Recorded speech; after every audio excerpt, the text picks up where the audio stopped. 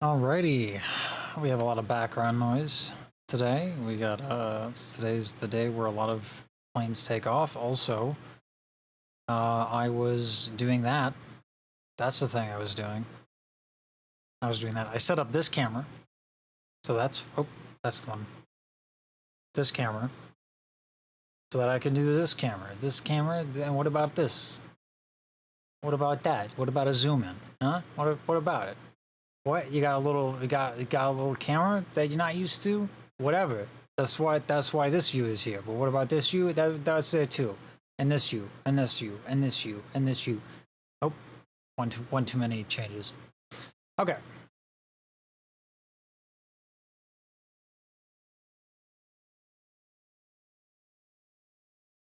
This one's gonna be interesting for me.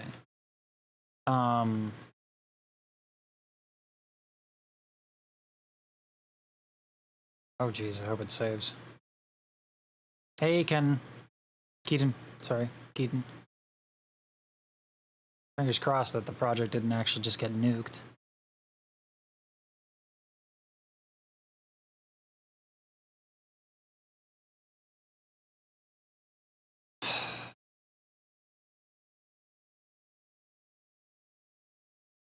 Trying to keep it so that the oh, I have a lot of memory, but like for whatever reason this it ain't having it.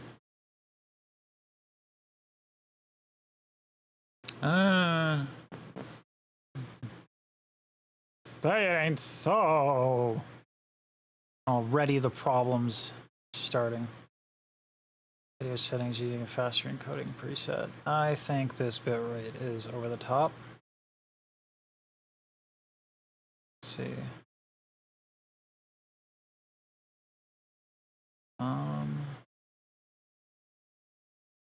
It's really high. That's super high. Is that really necessary? Try that.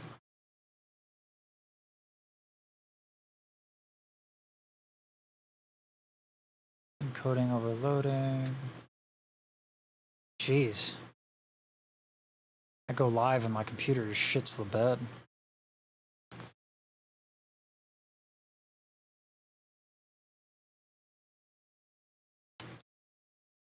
Alright, we'll try this again.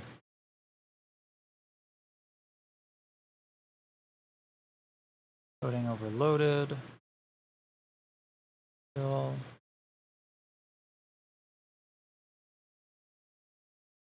Unfortunately, this is one of those things where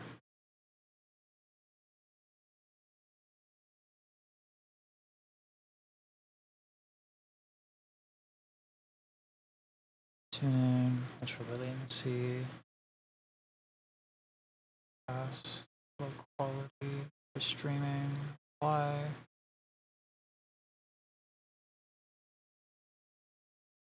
It's still wild.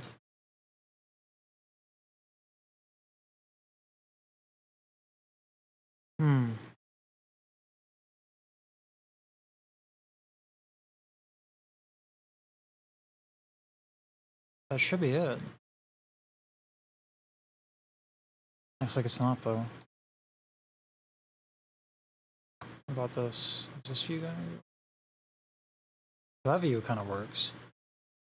Ish. Even a little lag. It's not bad. Wait. There we go. What about you? Does that work better? That works better. That works better. Okay. So it's just the Filmora that's giving me some sass. Anyway, welcome to the stream, everybody, where I figure out the limits of technology.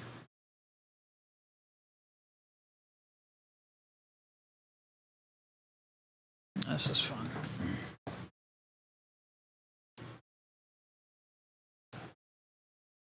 This is a new little setup I have.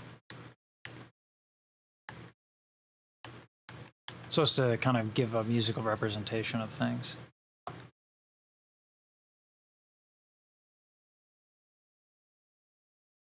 All right.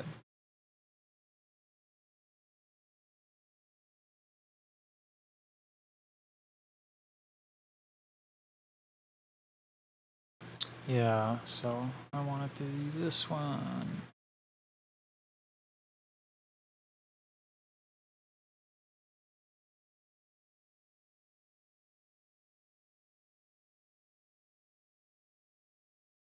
And then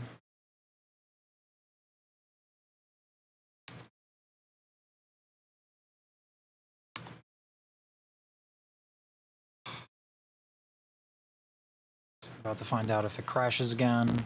If it does, I might have to change things up. Oh, good. Okay.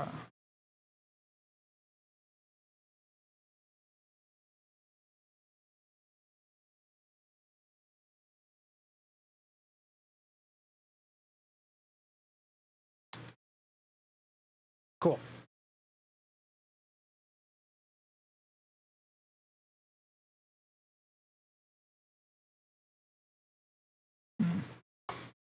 The hotkeys I have here are in competition with one another. The hotkeys I have for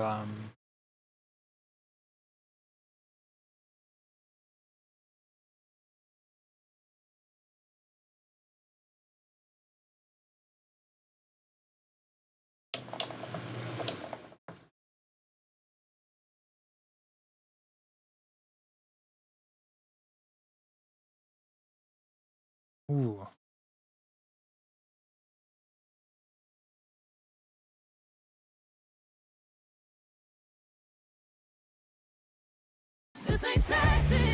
Oh.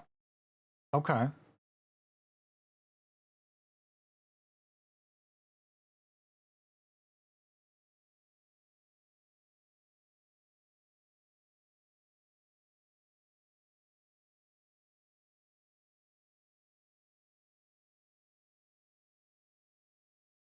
She's really good at adjusting vocal weight. She goes from belting, which is very, very like fat folds. And so she's doing that with her larynx snorted. She's tilting that backwards, and then so she gets those fat folds, and then she lets go of that weight and thins them out really fast in order to get that descending run that's so delicious.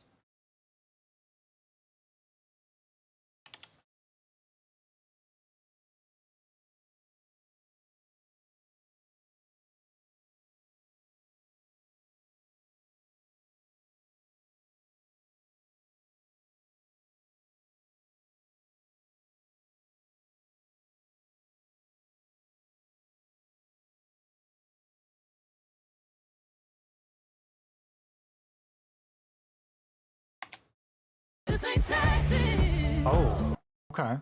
She's really good at adjusting vocal weight. She goes from belting, which is very, very like fat folds.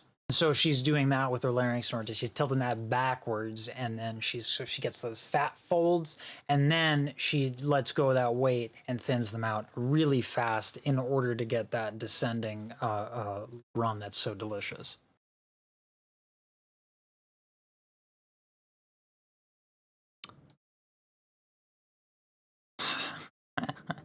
I don't know why it keeps showing like when I woke up at like 5 in the morning. I think I know why. It's because it's this thing, but okay. She's really good at adjusting vocal weight. She goes from belting, which is very, very like fat folds. So she's doing that with her larynx. Goes from belting, which is very, very like fat folds. So she's doing that with her larynx snorted. She's tilting that backwards, and then so she gets those fat. Oh, okay. She's really good at adjusting vocal weight. She goes from belting, which is very, very like fat folds. So she's doing that with her larynx snorted. She's tilting that backwards, and then so she gets those fat folds, and then she lets go of that weight. Folds from belting, which is very, very like fat folds. That's not how that's supposed to work. And then she lets go of that weight and thins them out really fast in order to get that descending run that's so delicious. I think I'm going to record the call to action and just be like, Um,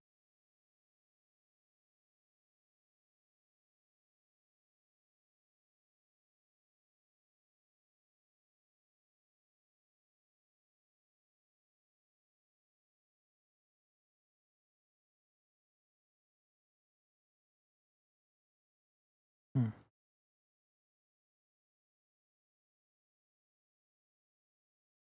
Today we're going to take a good look on Beyonce's Texas Hold'em as it pertains to the opinions of a lot of different people, a lot of different voice coaches specifically. And of course, fucking in the background, I get it playing.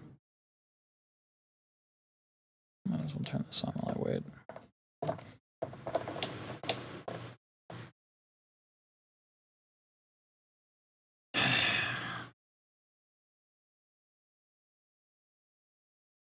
I spent a lot of today setting up the production stuff, which is fun.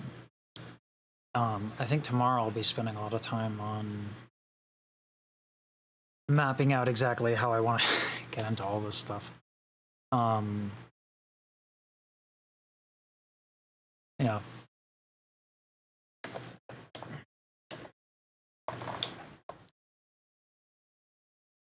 Today we're looking at the opinions of a lot of different voice teachers as it pertains to Beyonce's Texas Hold'em. And so let's get into it.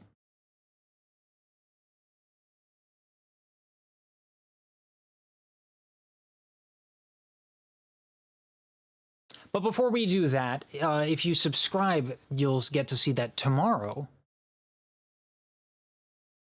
I don't like that. I don't like that. What do we got? Go back to this. Yeah. Today we're going to get into a lot of the opinions that people have. Helps if I look at the fucking camera.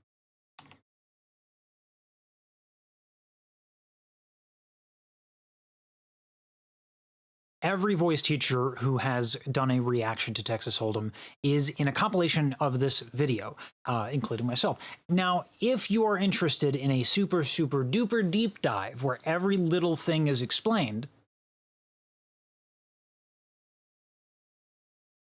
you can subscribe and check out my next video that's going to come up on this channel where I get into every single technique as well as the anatomy, and we're going to have charts, we're going to have graphs, but for now we're just going to get into this and have fun and talk a little bit about Beyonce's singing.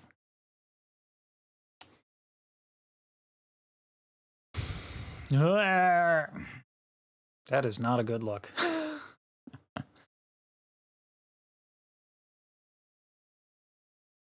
There we go. I find it interesting that the saturation on this is so high naturally, comparably to this view. And I think it's just the camera quality. I think this camera quality is not as good as this one. It could be also the position of the lighting.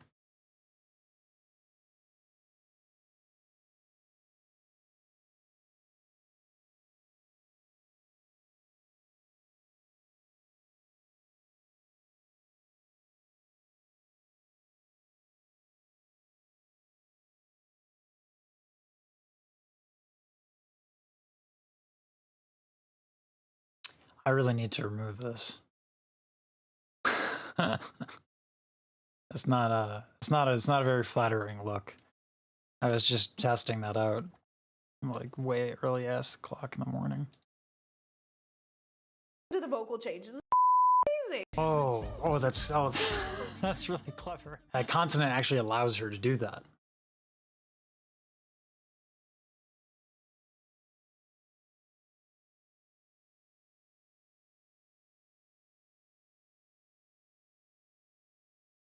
Did it fail again? Didn't look like it did. Okay.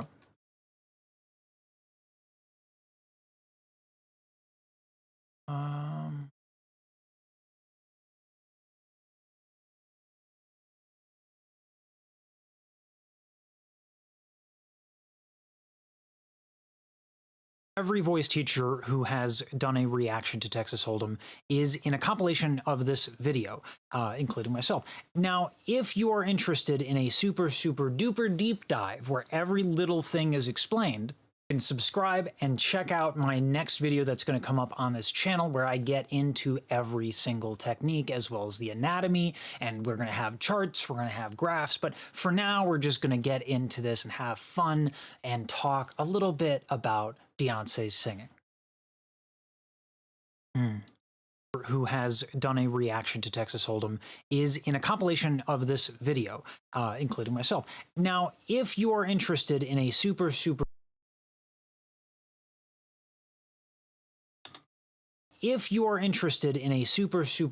deep dive where every little thing is explained, you can subscribe and check out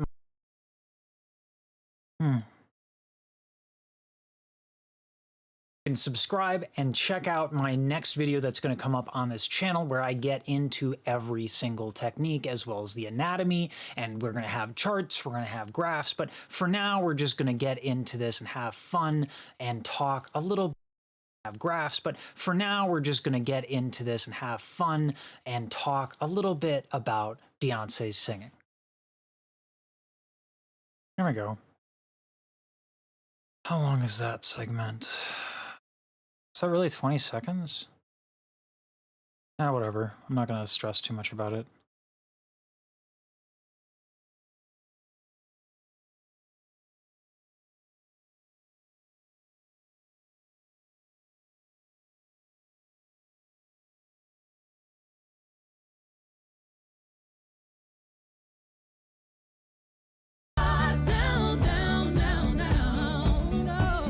Nice.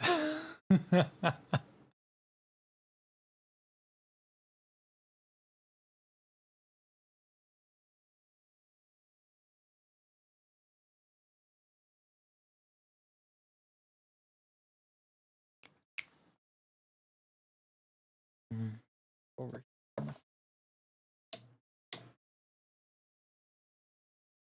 Cooling. It's amazing. You just turn it on, you turn the fan on, point it to the computer, and it just cools everything. It's marvelous. All right. Beyonce is so good at articulating every single note in the run. That's actually quite challenging.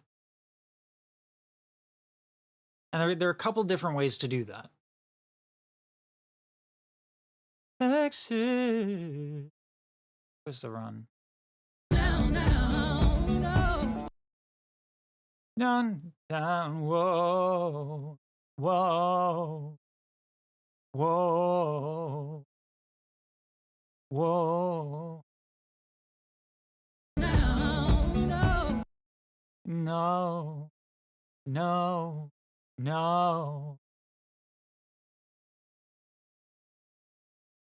There's a really popular way of doing it with your jaw, which is where she's doing it. No. But she also is really good at using her larynx to kind of give articulation to the note. No, no.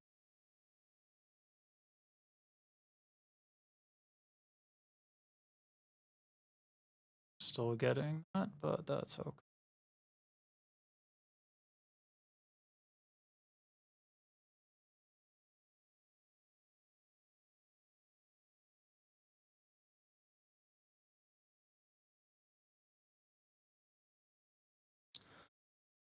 Auto normalization.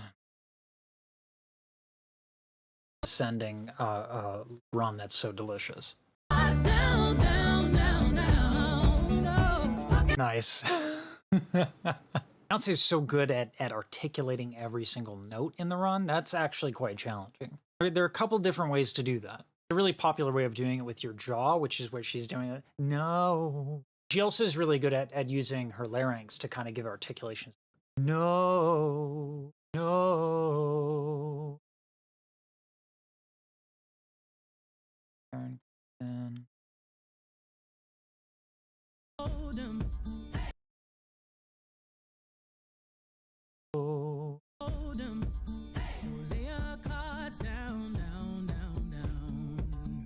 I like the little woo! Hey, those little cards pause right there, and you can hear different pitches on the woo and the hey. You can hear her doing them, but they're different pitches. That's the reason for that, because you want. If I cannot dance with you. Ooh. We're back to doing this by mistake. Oh no!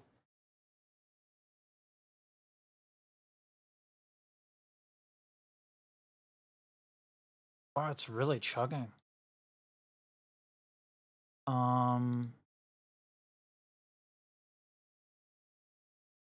Do that bit rate and medium coding. See if that does it.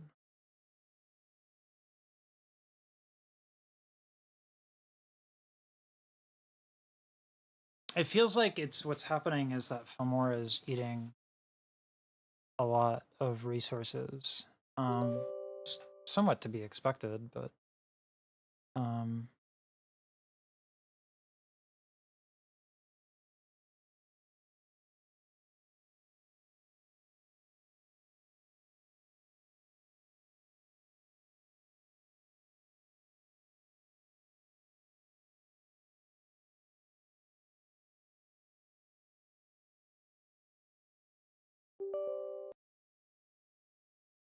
here we go.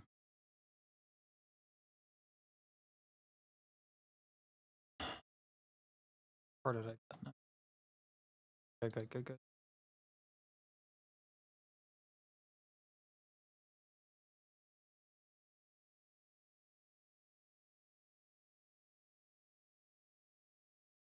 Suppose I should do like a little subscribe thing, but I didn't realize people find that to be impressive.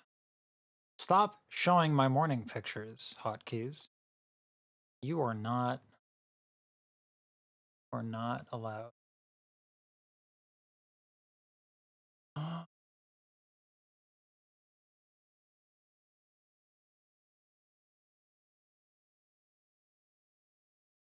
I really not subscribe thing?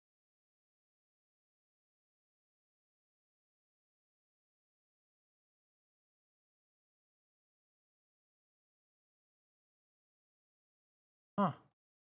I don't.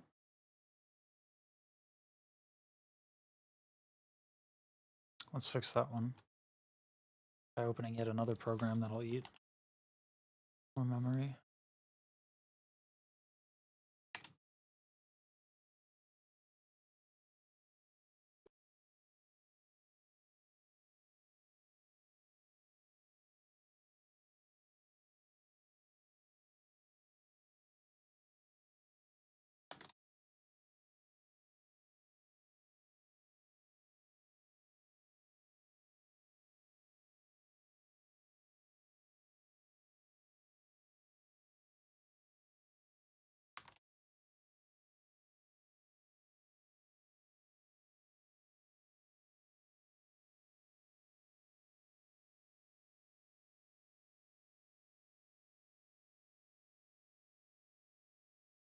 And subscribe.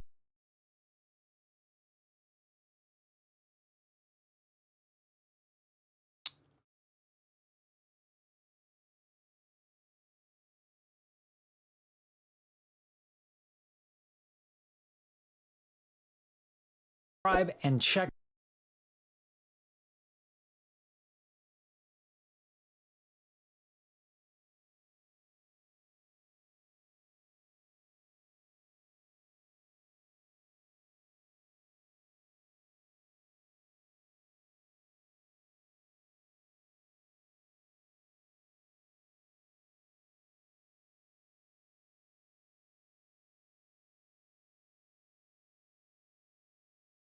is explained, and subscribe and check out my next video that's going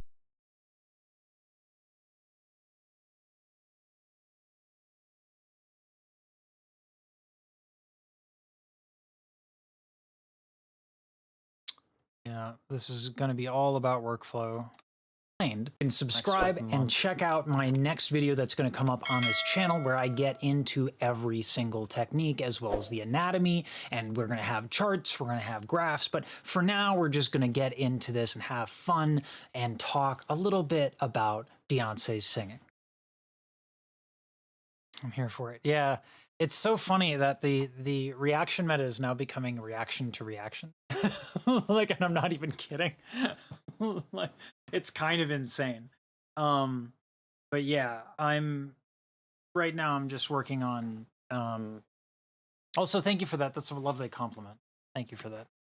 Right now I'm just working on kind of workflow stuff.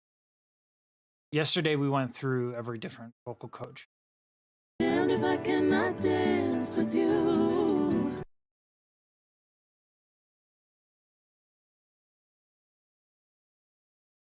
And then I think what we'll do is tomorrow. Well, so today after I finish this video, because we're finished, we're packaging this one up and rolling it out. And then what we're gonna do tomorrow is, well, for the rest of the night after we finish this one, we're going to kind of outline what I would like to go over in incredible detail for every single one of these little things. I really want to go into nauseating amount of depth. I may or may not be known. And I'll be damned if I cannot dance with you. All right. And now I'm just checking against, yeah. It says the encoder is overwhelmed, and then as the encoder is overwhelmed, Filmora bugs out.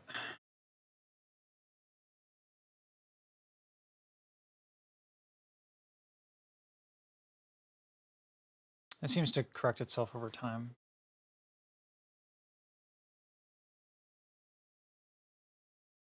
And I'll be damned if I cannot dance with you. That's really pretty. That's a really, really gorgeous sound.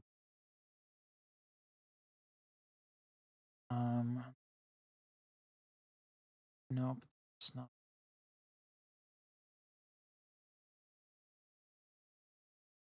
Here, that's the one.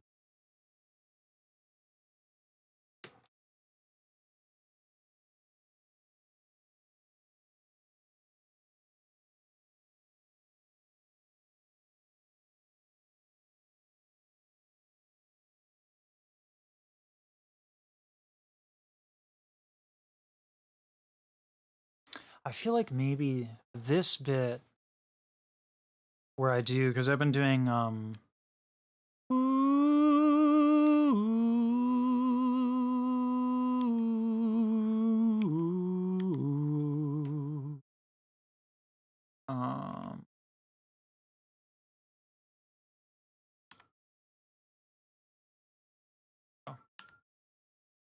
uh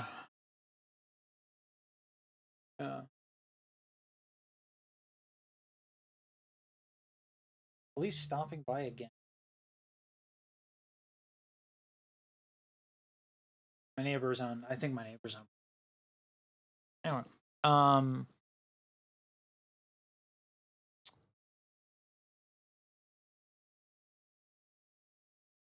yeah, I was gonna do it today, but I think this would be better. Just have it. Huh. There we go. There we go. I've been doing this to try and represent different musical ideas. I have like this. Put it all on time, and I have them all triggered and synced a little bit. But that's neither here nor there.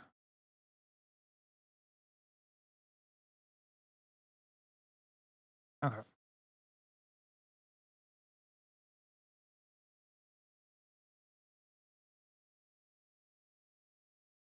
Hmm.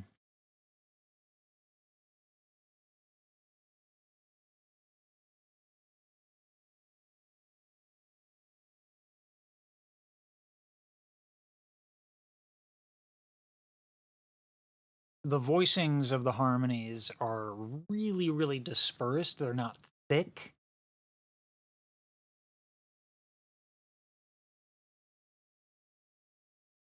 Now we get an airplane.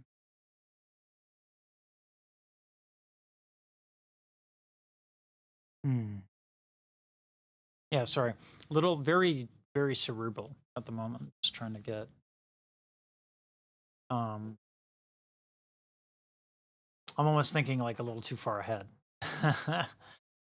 um, Ordinarily, when we do harmonies, we will stack them in what are called triads, and we won't get into that here. But what we're hearing here are octaves, just kind of the same note, top and bottom, and so that gives us a very thin, ethereal-esque sound.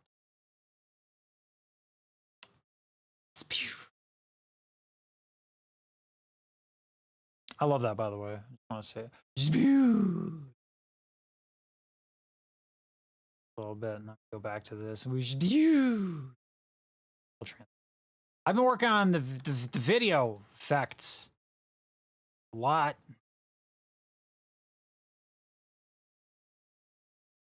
Probably to the point of actually being neurotic, but such is my way.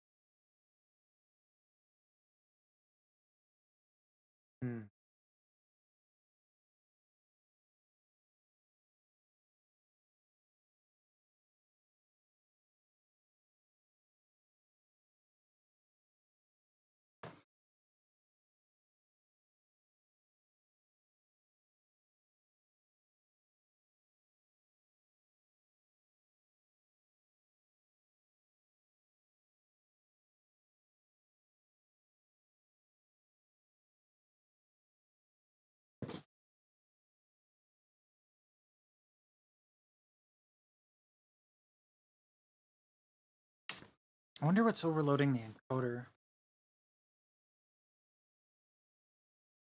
It's hanging okay. I'm thinking that I need to re-render Filmora. Let's see.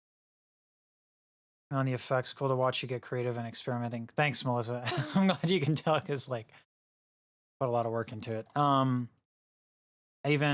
I was on vacation to visit my pops, and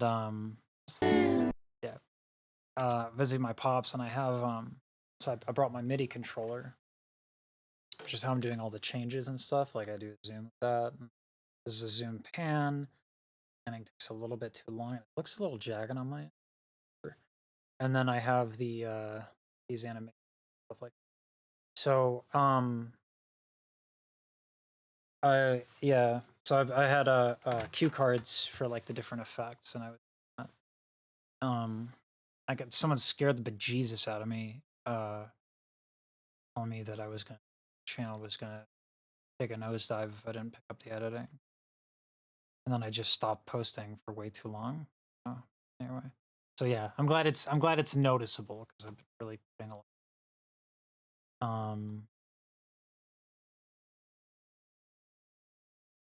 But man, I think I just have to pre-render every. Yeah, render pre. Oof! Wow. No way. Really gonna take that long? 10-minute render preview. That's probably why my shit's crashing. Yeah, not much to find. Just doing this. If you've ever heard her banjo player on Texas Hold'em, Rhiannon Gold influence on that track is obvious. That would be nice. That's a good idea. Turning that down.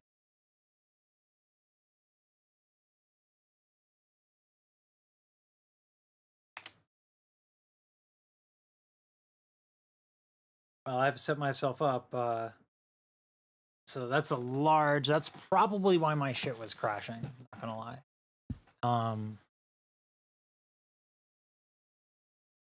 That's a large file. I had to turn down my bit rate, which I'm not happy have to do. Oh well.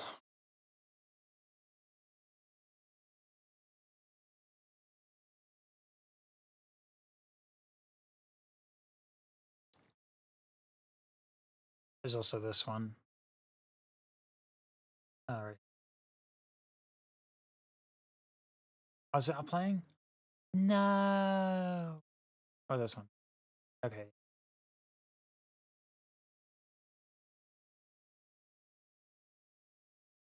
Explosion. Don't you-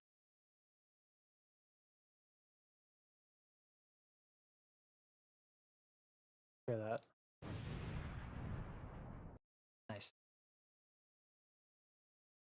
Mind blown.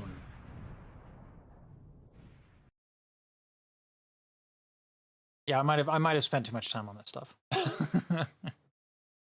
But I want to make sure that the editing is top of class. I think it is. The editing is going to be the best in the niche. That's just getting back to the output, which was the best, and that was to come back up. Anyway, sorry. Super cerebral day.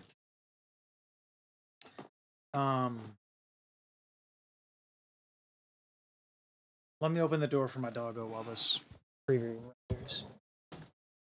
Right. This is the fashion equivalent of a mullet. Business in the front, party in the back.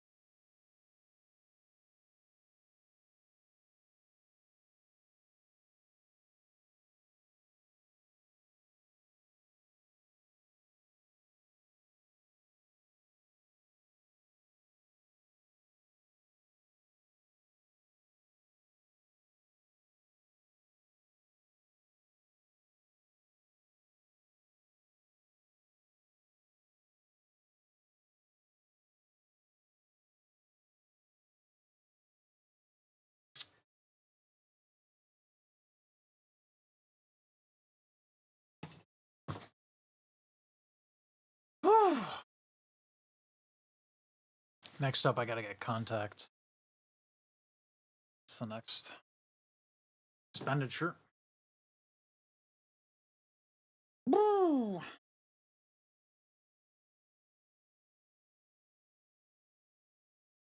This camera I've had for a bit. I just never set it up. Kind of mad because it's better than. I'm not sure if the AV sync is off or if it's just me. Dum, dum, nope, dum, da. Yeah, a little bit. It's a little bit off. It's fine. But it's funny to me that this is kind of better looking. However, which one is more expensive? Let me tell you what, all right? This, mirrorless camera. This is a phone. I mean, one, like, this is just better. This is just, the AV sync might be a little off, but it's funny. Like, when I got this camera, I was like, man, this looks really good. Then I got this one, I was like, fuck me. I spent stupid camera. Phones are so good now. It's crazy, man.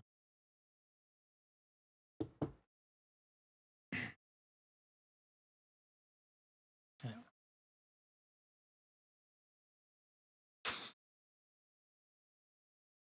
In my mind, this video is already done, which sucks.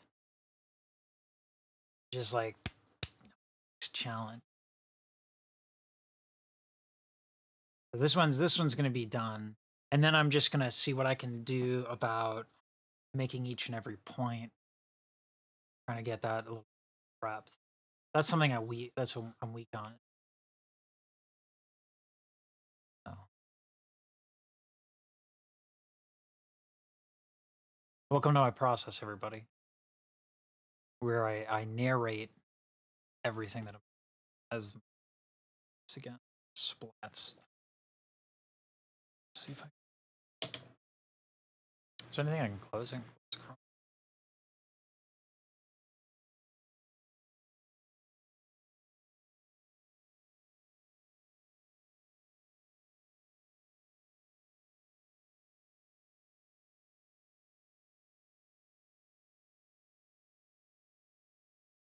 I wonder if it's because of the stream. I don't think I can rescale the output any lower.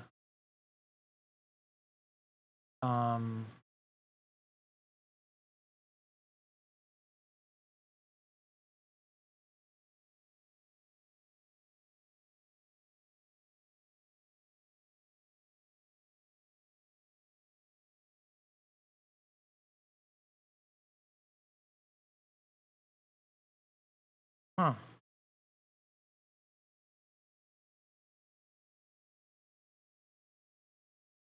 It says NVIDIA H.264, but I'm wondering if that's might just be the fact that Filmora is going at the same time. Know about that.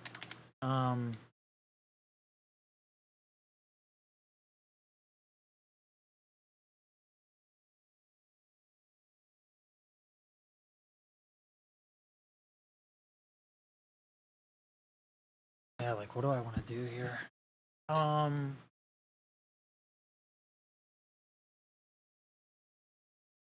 Is having Filmora open just really nice?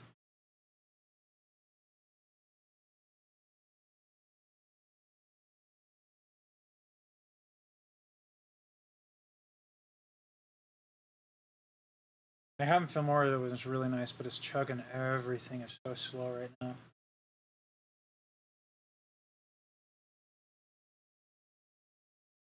It was fine until the stream went going, so I might lower the stream back to 720. So for stream 220, and I might go to. I want to do 24 FPS. No. Wow, it's still chugging fucking stream.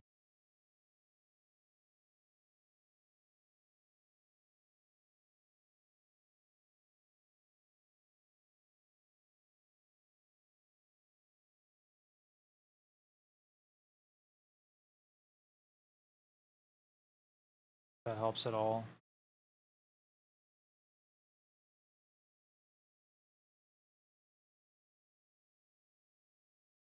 What's the GPU setting? I think it's probably just going to be like this until the fucking render preview's done.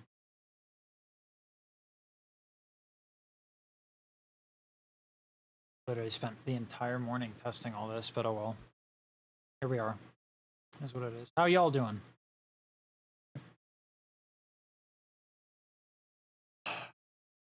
I wanted to look at the banjo player, so that kind of works out.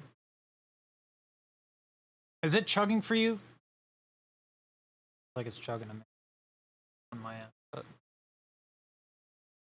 just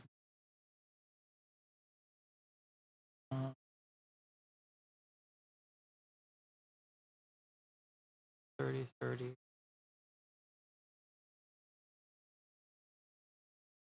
Okay, it looks like it won't stop until the render preview is done. Look at this one.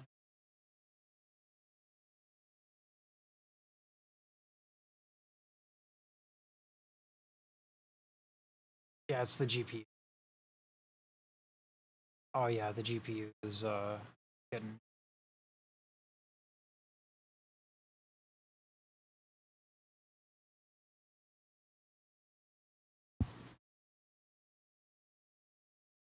And that's largely from Filmora.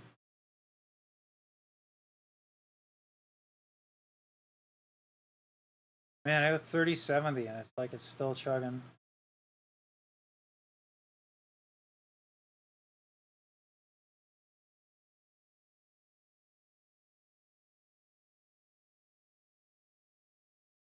What I should have done is I should have consolidated the second. I have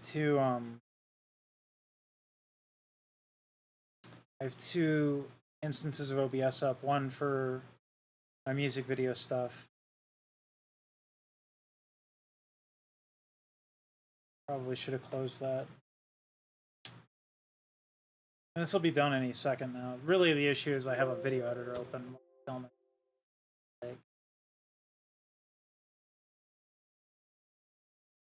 Render preview, good.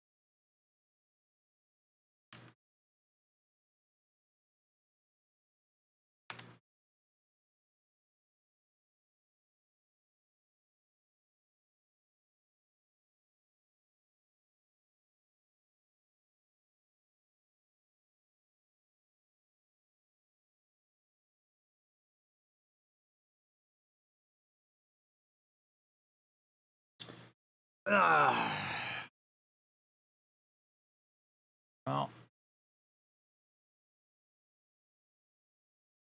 this is why we do these. This whole month, y'all, is going to be all about ripping this band-aid off, of getting back into the output stuff, while also working on the effects and all that other stuff. So before it was just I was so fast, but the quality I felt was bad. If I'm not improving, I'm bored. ADHD. Tell you what. But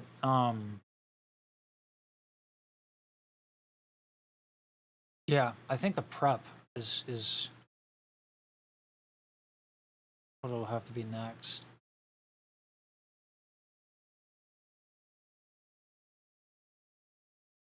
And what's nice is you can never do enough prep.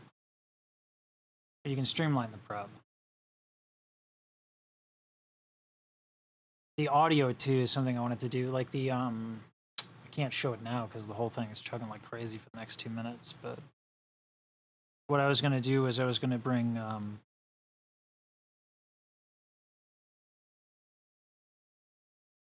do a lot of this music video stuff.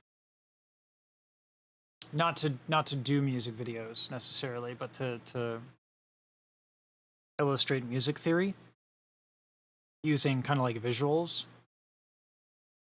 Because when you crack out a piano,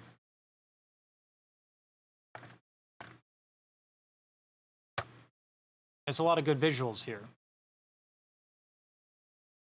But the two problems with this: one, I don't have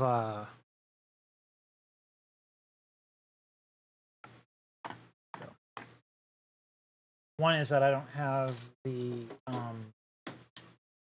camera set up to my keyboard, and even if I did, my keyboard is attached to another computer that overheats in seconds. The second it does anything. So that's going to be something that needs to be worked on.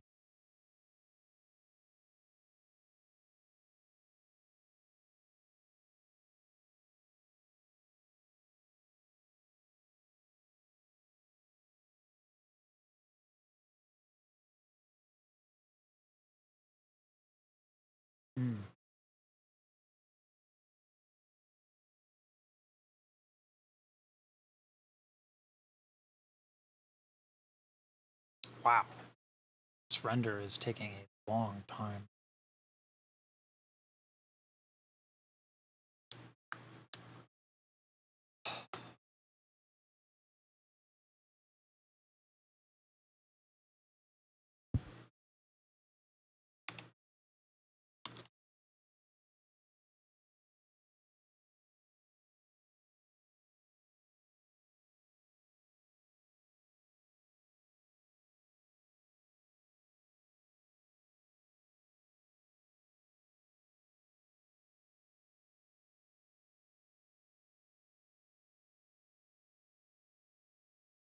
Might as well put some music on if we're all gonna sit here waiting for render.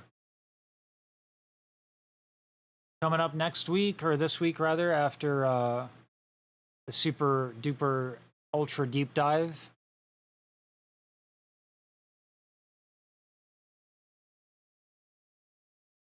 We're gonna do Morris at Amon.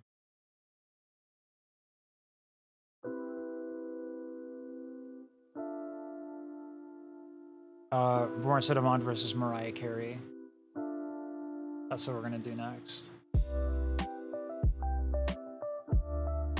This is not.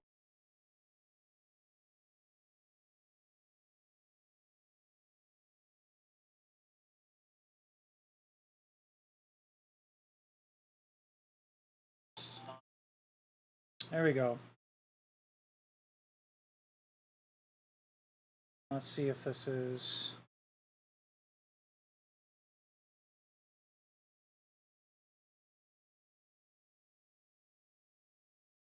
Oh, it's worse in OBS than it is. Okay. All right. Not bad. It's choppy on the stream, but it's not as choppy as it is in OBS. OBS, it's like chug, chug, chug, chug, chug.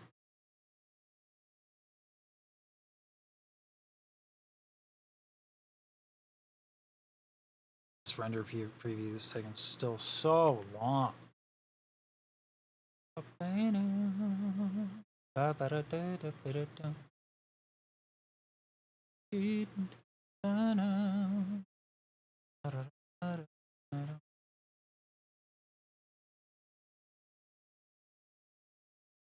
think I will, for our purposes, nuke the 9x16 instance.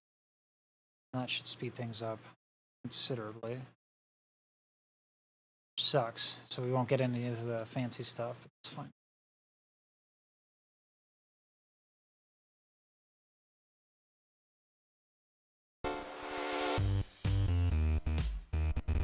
There we go. That sped up everything considerably.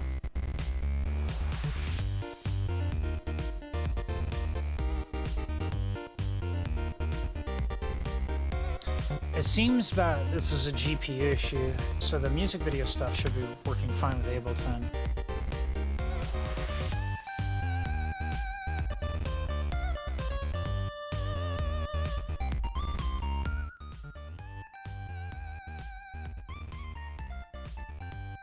Alright. Also, I will render preview in advance next time. I didn't think I'd have to.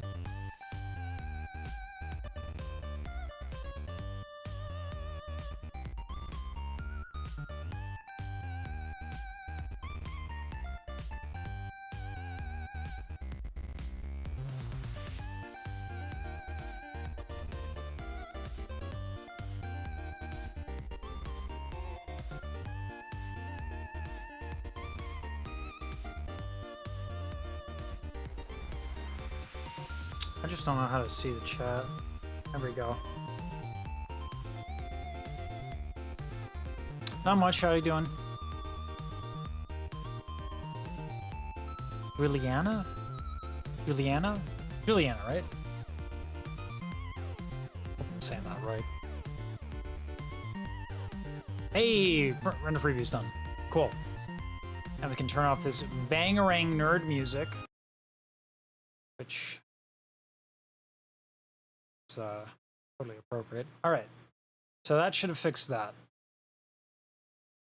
Finally, we get back into this.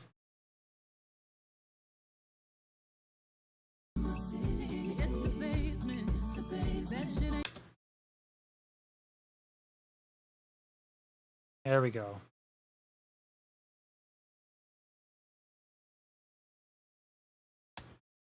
Yeah, thanks for folks who just waited that out for way too long of their lives. Trust me, I felt it too. Balance to the backgrounds as she's singing. Damned if I cannot dance with you. That's really pretty. That's a really, really gorgeous sound. The voicings of the harmonies are really, really dispersed. They're not thick. Ordinarily, when we do harmonies, we will stack them in what are called triads, and we won't get into that here, but what we're hearing here are octaves, just kind of the same note, top and bottom, and so that gives us a very thin, ethereal-esque sound. Volume, that's a really, really gorgeous sound. The voicings of the harmonies. That's really pretty. You can tell I'm super pensive today. The voicings of the harmonies are really, really dispersed. They're not thick. Ordinarily, when we do harmonies, we will stack them in what are called triads, and we won't get into that here, but what we're hearing here are octaves, just kind of the same note, top and bottom, and so that gives us a very thin, ethereal-esque sound. There we go. When is the video coming out? This one is coming out today. We might even upload it during the stream. So the next one that I'm doing is going to be like every note or every technique in Texas Hold'em analyzed or whatever. In the interim, this is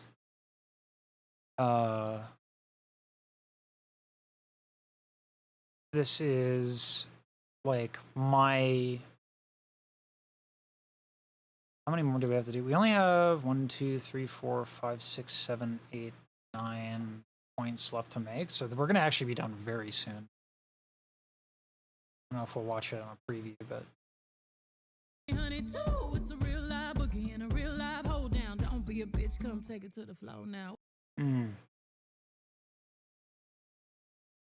Real live hold down, don't be. How long is this one?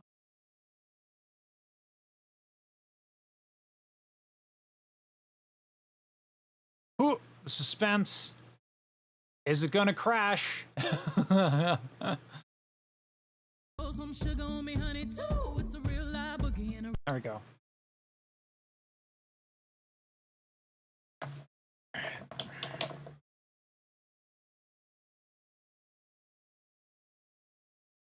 This one is fun.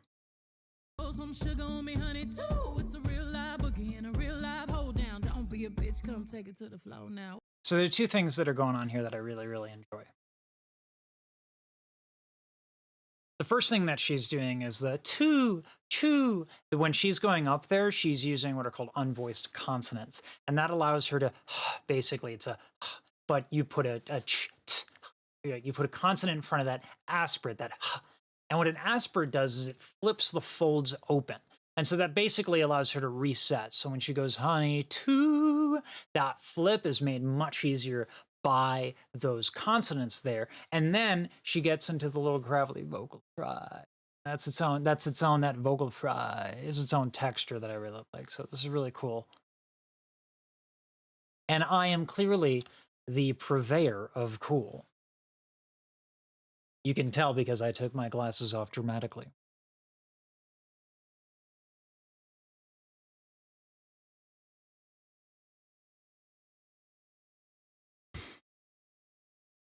This is me trying not to talk a lot. Not working out. You see what I'm saying? This one is fun. Some sugar on me, honey, too. It's a real live boogie and a real live hold down. Don't be a bitch, come take it to the floor now. So there are two things that are going on here that I really, really enjoy. First thing that she's doing is the choo. When she's going up there, she's using what are called unvoiced consonants. And that allows her to, basically, it's a, but you put a. Is this what I think it is? You put Do a I have consonant shit in in front of my that teeth? No. aspirate, that. Just What an lighting? aspirate Okay. does is it flips the folds open. So that basically allows her to reset. So when she goes, honey, too, that flip is made much easier by those consonants there. And then she gets into the little gravelly vocal fry. That's its own, that vocal fry is its own texture that I really like. So this is really cool. And I am clearly the purveyor of cool. You can tell because I took my glasses off dramatically.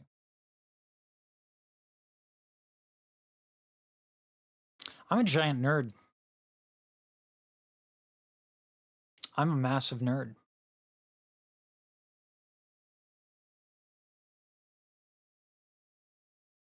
Then spin me in the middle, boy. I can't read your mind. I can't read your mind. Then spin me in the middle, boy. I can't read your mind. Mm. Then spin me in the middle, boy. I can't read your mind. This is really cool. So she brings back the harmonies, but before we were talking about how they're just octaves and so this kind of the same note. Well, now she is inserting notes in between those notes, but they happen to be mixed very quietly. And so we're getting an increasing intensity in these harmonies. It's both gradual, which is from an audio engineering point, from a mixing point, is very sexy and sophisticated, and the same is true from the musical end of things to slowly introduce more and more harmonies as time goes on. Don't you agree, Ice Cream Truck?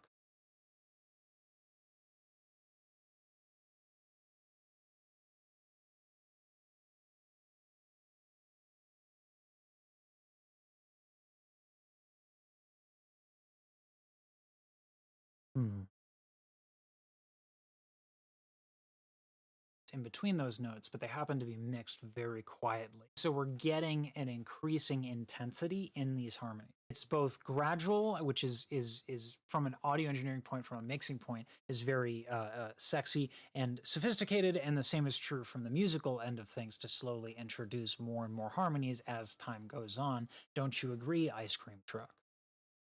Okay. Things to slowly introduce more and more harmonies as time goes on.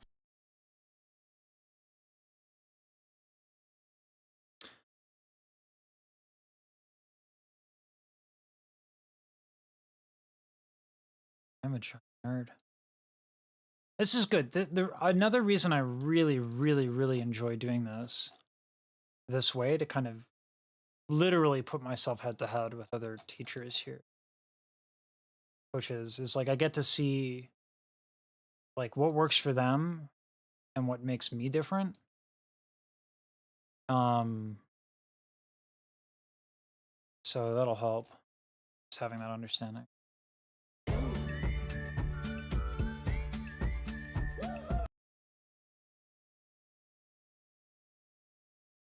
Now, if the song title doesn't give it away and the whistling doesn't give it away, the gunshots absolutely should just tell you that this is country.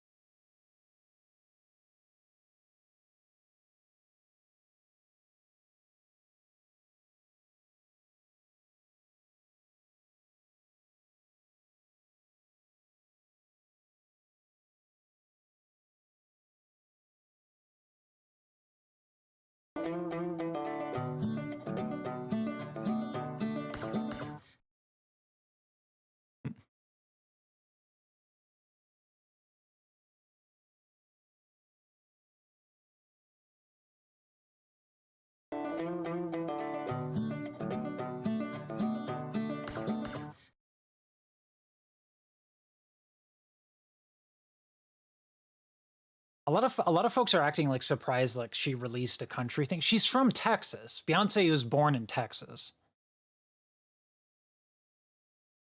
In fact, I'm pretty sure all of Destiny's Child, they met in Texas and they toured, and they're Southern girls, and so Beyonce's a Southern girl. This is not a ridiculous thing for her to release a country album.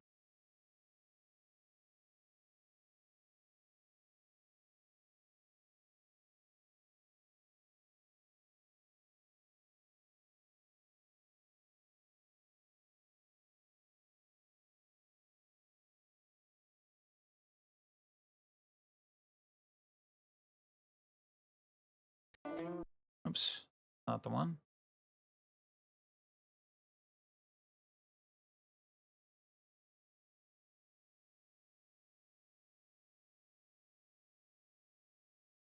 Fucking line dance to this song. Now, if the song title doesn't give it away and the whistling doesn't give it away, the gunshots absolutely should just tell you that this is country.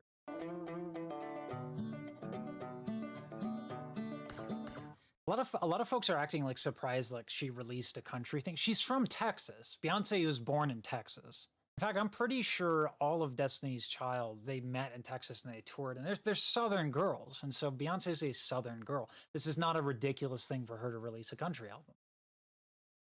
Line dance to this. You know there's gonna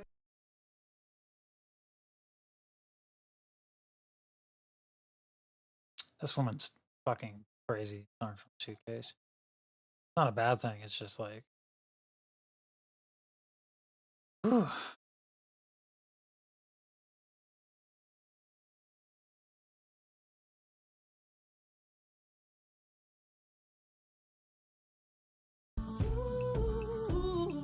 One step to the right.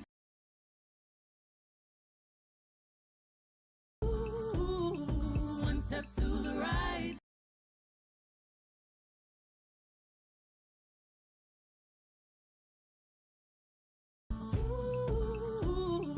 One step to the right. I love this here. This is contrasting vowels as I look at the wrong camera.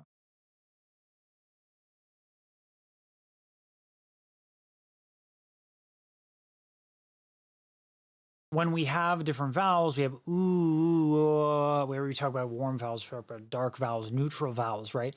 Ooh, one step to the right, right? She really brightens that up, and that gives us like a very a contrasting tone quality.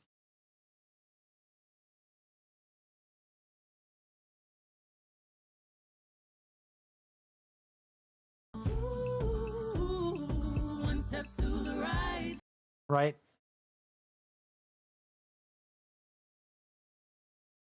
I'll let Jaren talk about vowels for once. Insert that.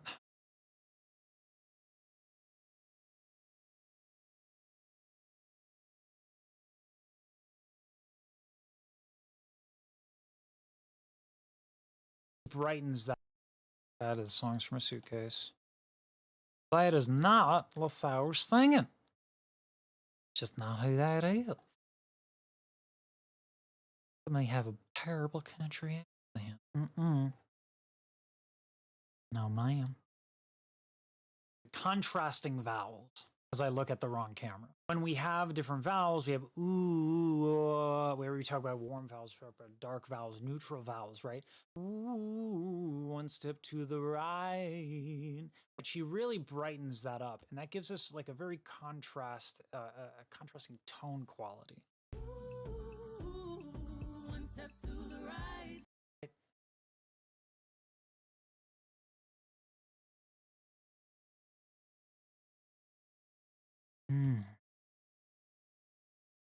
With you, come pour some sugar on me, honey, too. It's fun. How do you like this? With you, come pour some sugar on me, honey, too. It's a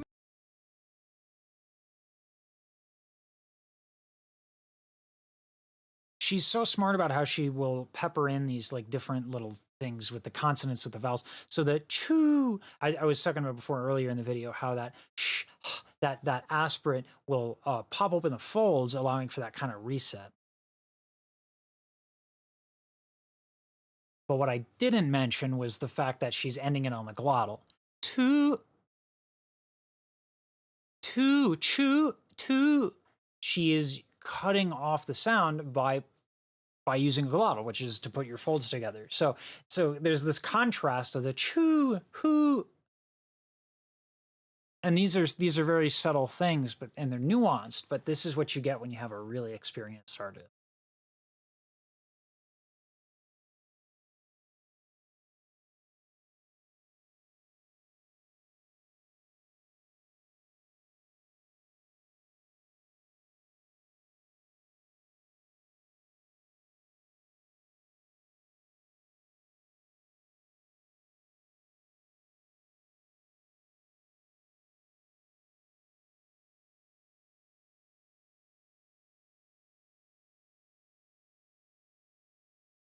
Lay your cards down, down, down, down. Mm.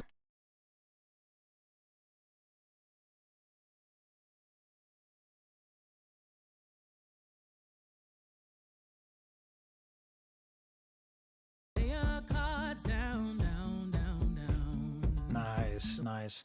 Lay your cards down, down, down, down. When you go into your lower notes,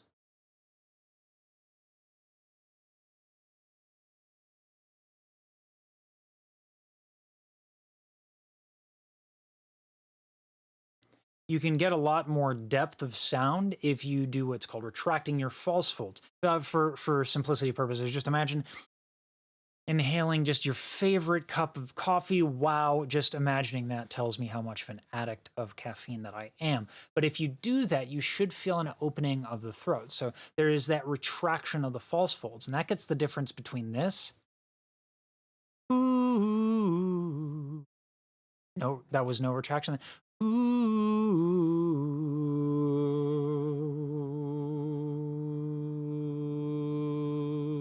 And you can see actually my larynx isn't moving that much.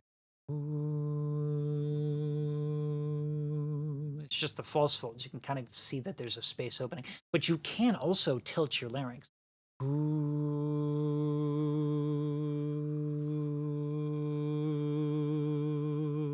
And that will warm up the sound as well. But what you don't want to do is you don't want to ram your tongue back. Okay, that's just, no one wants to hear that. Okay, no one wants to hear it. Hey, Keisha.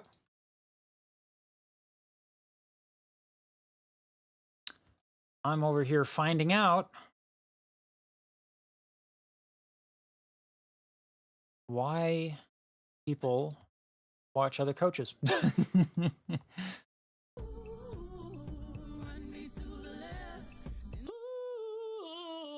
there was almost like And to go on and on, but it's fine. I'm here for the learnings, teachings.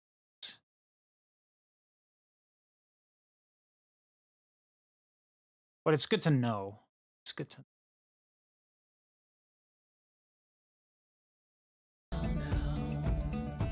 Yeah. Cards down, down, down, down. That's such a good low note. Oops, spurs. To the flow now. Man, this is such a good track.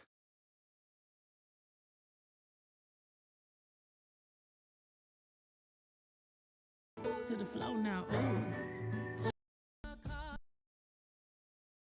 That's really clever.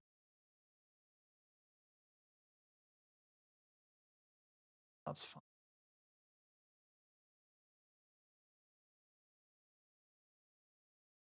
Oops, spurs. To the flow now. Wow, just the variations in registers there and what she's doing.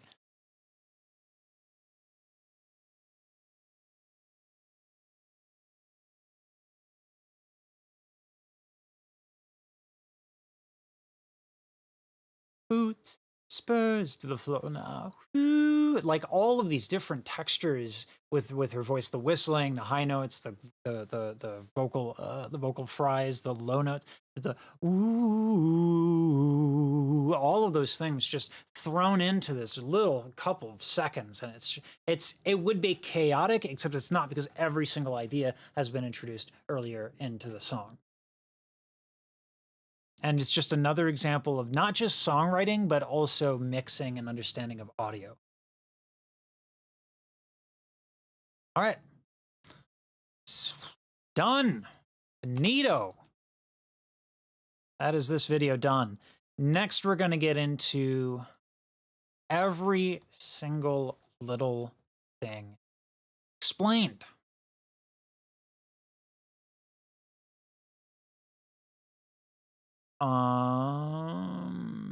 Every teacher.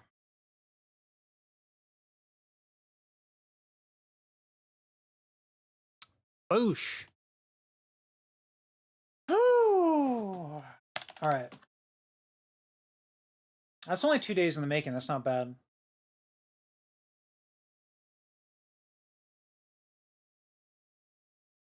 I think the thing I want to talk about coming up.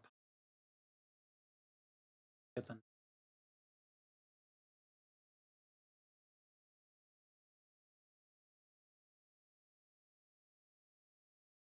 Oh, so what is going on?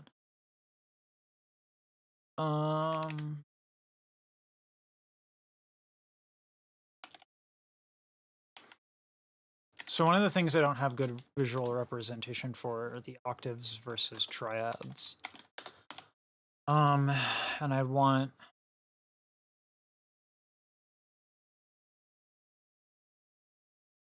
think I'd want Ableton open for this.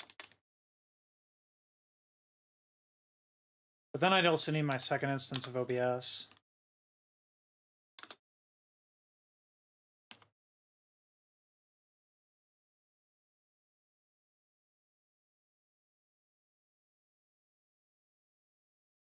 I think everything else I can use with Z Anatomy and just use that.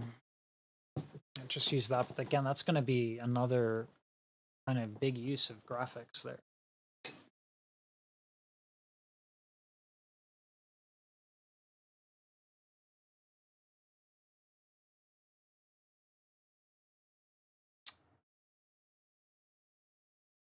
Having this second instance of OBS open was what really, really, really killed it.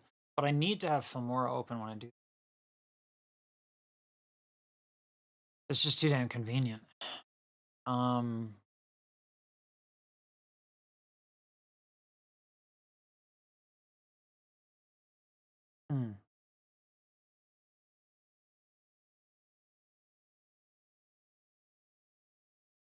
can use the looper instead of Ableton.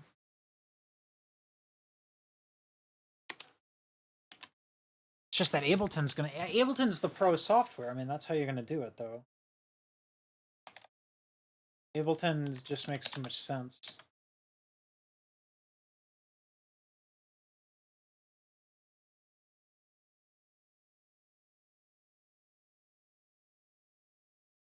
What I can do is I can close Filmora, record it on Ableton.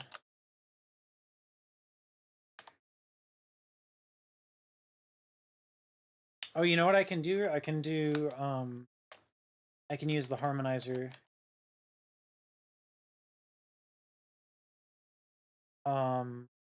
Demonstrate this without having to layer everything.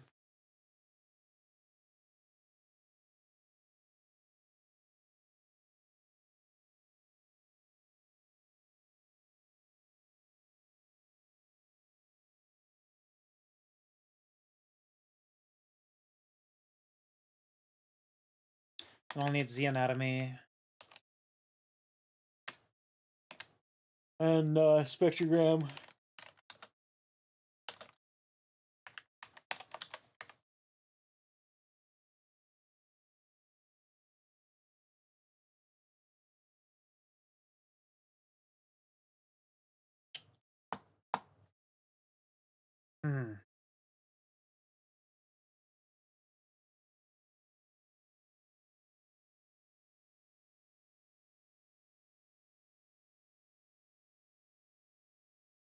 Now I'm considering whether or not to use other teachers for the overexplained video. Mainly because like I don't know if there's any value add to that.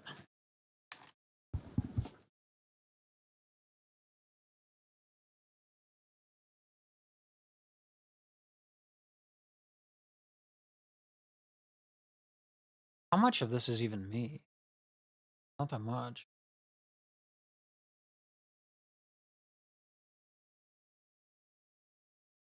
Uh,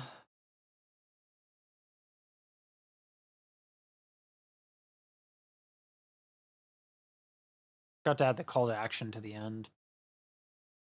We're here. Oh, and then I forgot to mix the audio. Okay, we have to actually cancel the export. That sucks.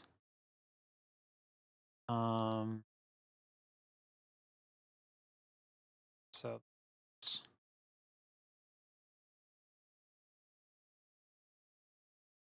I hope you like this video as much as I liked making it. We're gonna get into the minutia, every single little detail of this tune and the techniques involved in this next video that's coming up on the channel. So subscribe if you want to see that. And until next time, stay nerdy.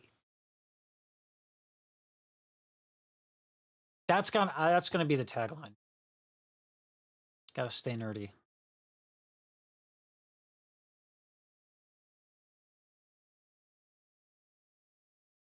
There we go.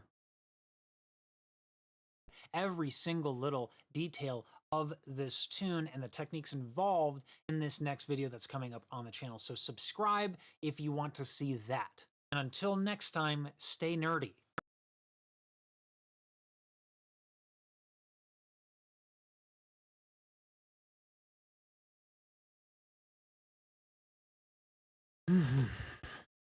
There we go.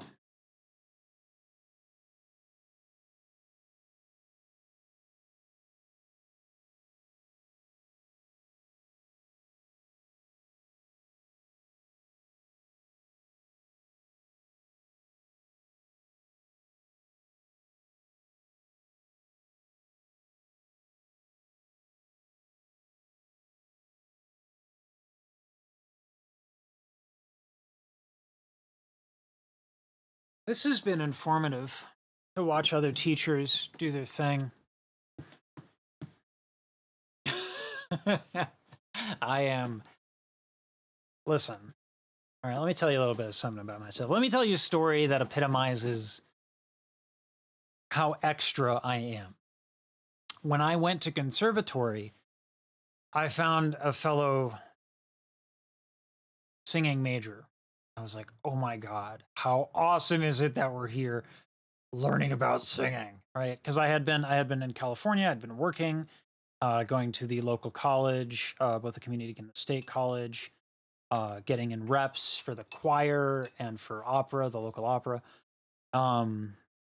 collegiate opera chorus, and I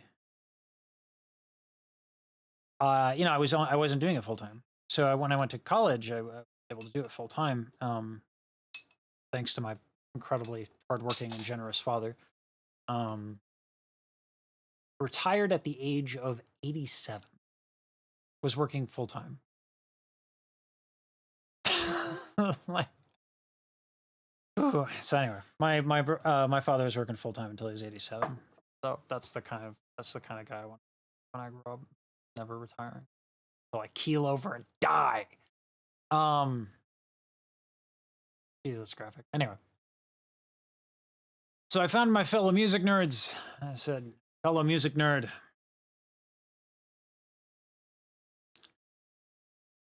And I just was so excited. Study music. Aren't you excited? And it wasn't like stupid generic like that. I don't know what we're talking about. She was like, wow, you're a nerd. I'm like, why are you here? Like, why are you here if you're not a nerd? I had a fellow person majoring in music in college look me straight in the eye and say, wow, you're a nerd. So I think I just got to lean into that and use some chip tunes, get my video game going on. I could use a haircut.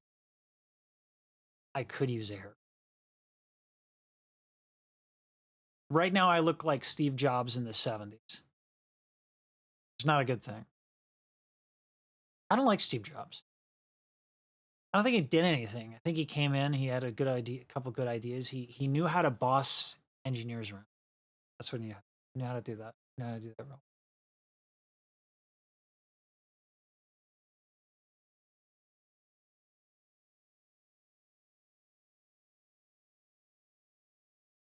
Hmm.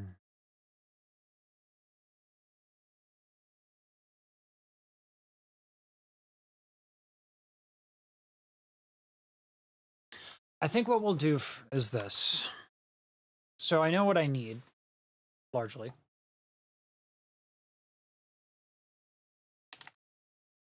I'll need octaves, triads with low volume, triads with high volume, sync, unsync. I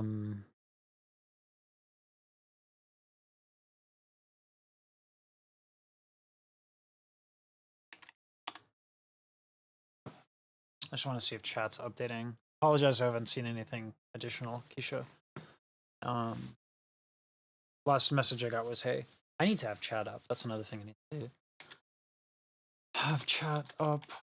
Wonder if I could just do it like this. I might be able to do it like this. Oh my goodness. Problem is then I do that. It's not gonna gotta be a better way.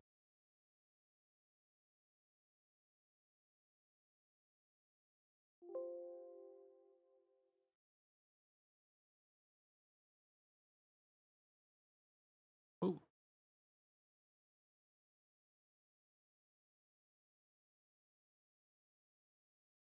Um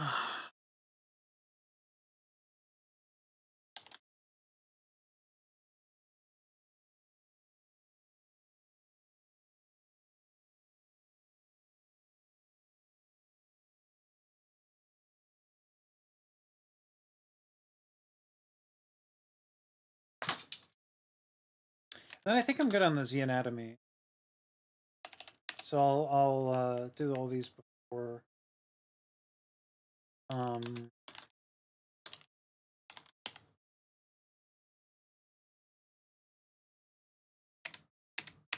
And then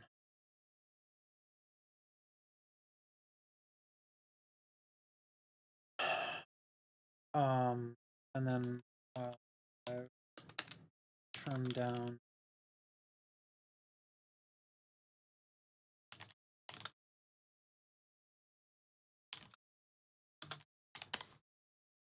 So I'll trim down everything.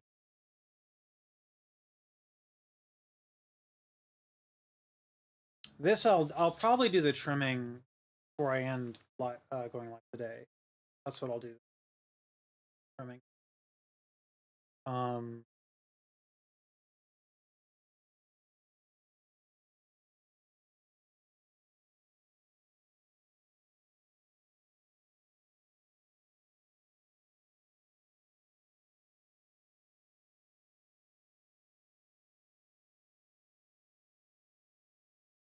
I'll do the trimming and then get to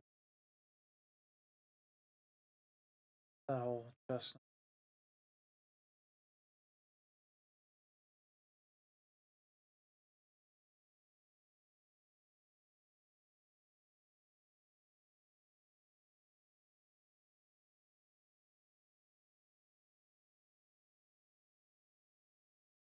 Someone's not in a bad way.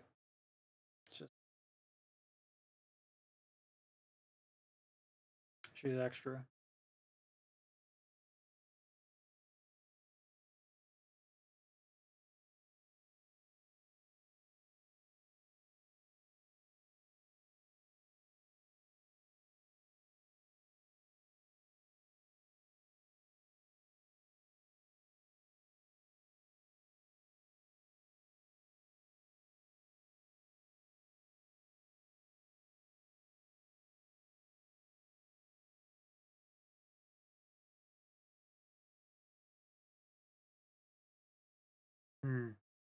I gotta think of some branding slogans.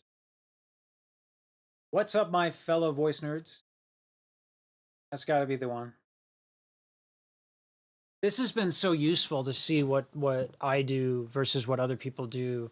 Delivery cadence, editing. I don't watch the React stuff. I don't do it. I just don't do it. So I don't watch a lot of other voice teachers. So this is like actually the first time I've sat down and looked at any of this. And I've done like one-to-one comparisons. So this has been very, very, very informative. And is probably overdue. I tried to watch this stuff on my own, and I just can't stomach it. Jaren I can handle, but it's still I don't like the React format for this particular thing, which is fine. There's nothing wrong with it. You know, thank you for watching my stuff. Appreciate y'all. But this is really, really informative for me.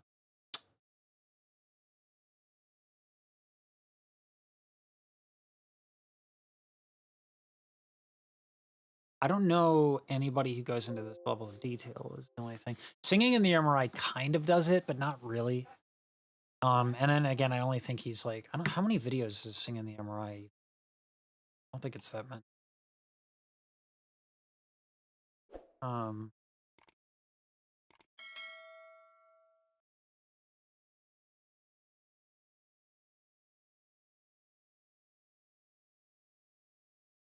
Is it Tylee Ross?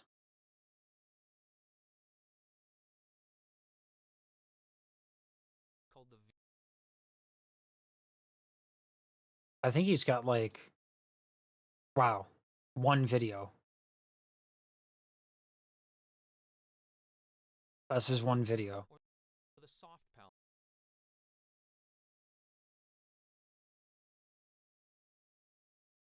And then a lot of his demonstrations are not correct. This is not how you sing opera. It's not. So yeah, I want to lean into the fact that not a lot of people do this because I think it's important. This is what I wanted when I was learning. So.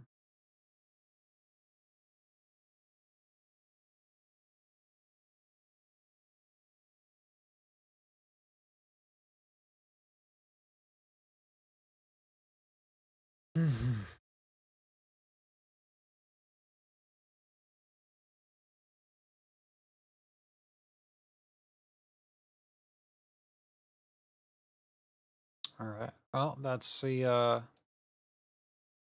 that is a 1 gig 20-minute video.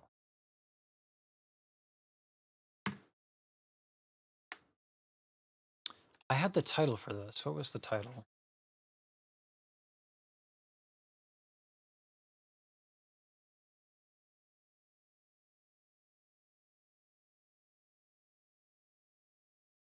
Every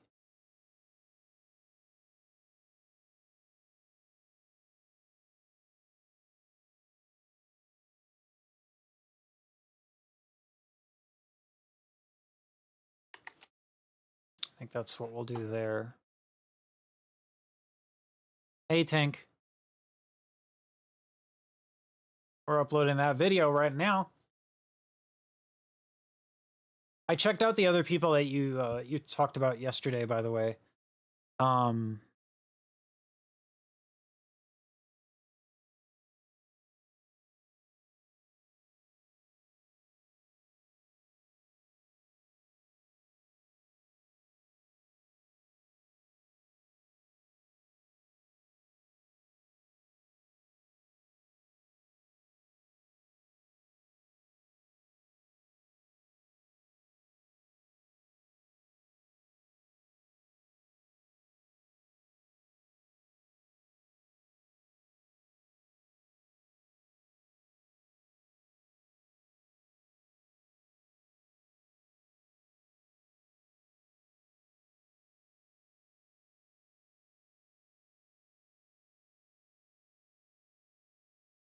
That's a better title. So yeah, I checked out I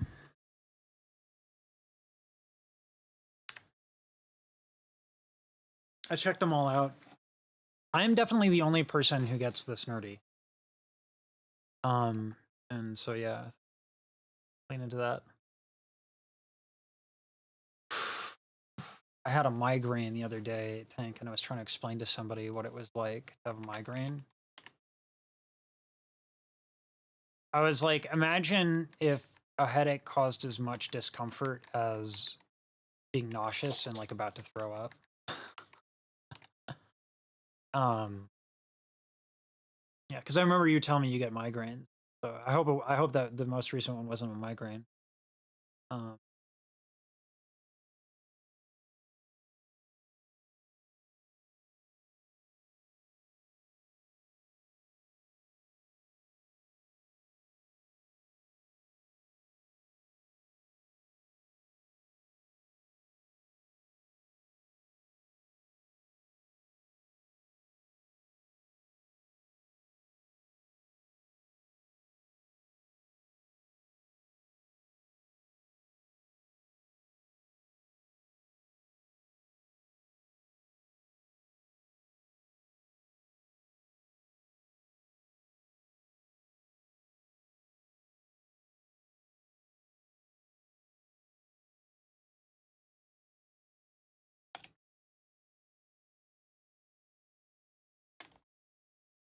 ooh, it's just 50 characters.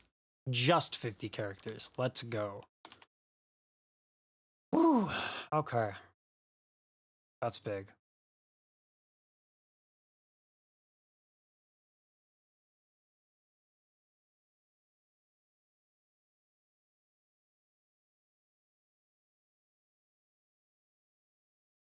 Cards down, down, down, down. Down, down, down, down, down, down. How long is that space? Nope. That's about a second. Listen to the vocal changes. It's amazing. Oh, that's that's really clever. That consonant actually allows her to do that. If you are interested in a super duper deep dive where every little thing is explained, you can subscribe and check out my next video that's going to come up on this channel where I get into every single technique as well as the anatomy, and we're going to have charts, we're going to have graphs, but for now we're just going to get into this and have fun and talk a little bit about Beyonce's singing. Ooh, shit. Sorry. Go back. Hear that trill on the Texas. Texas. Oh, there was. I missed it. Oh, I lost my. I respect her for not editing that out. Texas.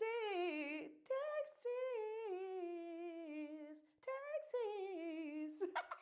Boy, I can read your mind. This ain't Texas. Ain't no holding. Whoa. I did not expect that. Hold on. Listen to those high notes again. This ain't Texas. Ain't no holding. The riffs that she's throwing in are so quiet, like the way that they're mixed, that you might not even like fully appreciate them. Ain't no holding. I feel like I did her dirty by editing that, but it's kind of, she follows it up, but that's why I'm here. And I don't think, Might not even like fully appreciate them. like, I don't know. God. Not even like fully appreciate them. After the honest vocal coach debacle, I kind of worried about this video a little bit. A little bit.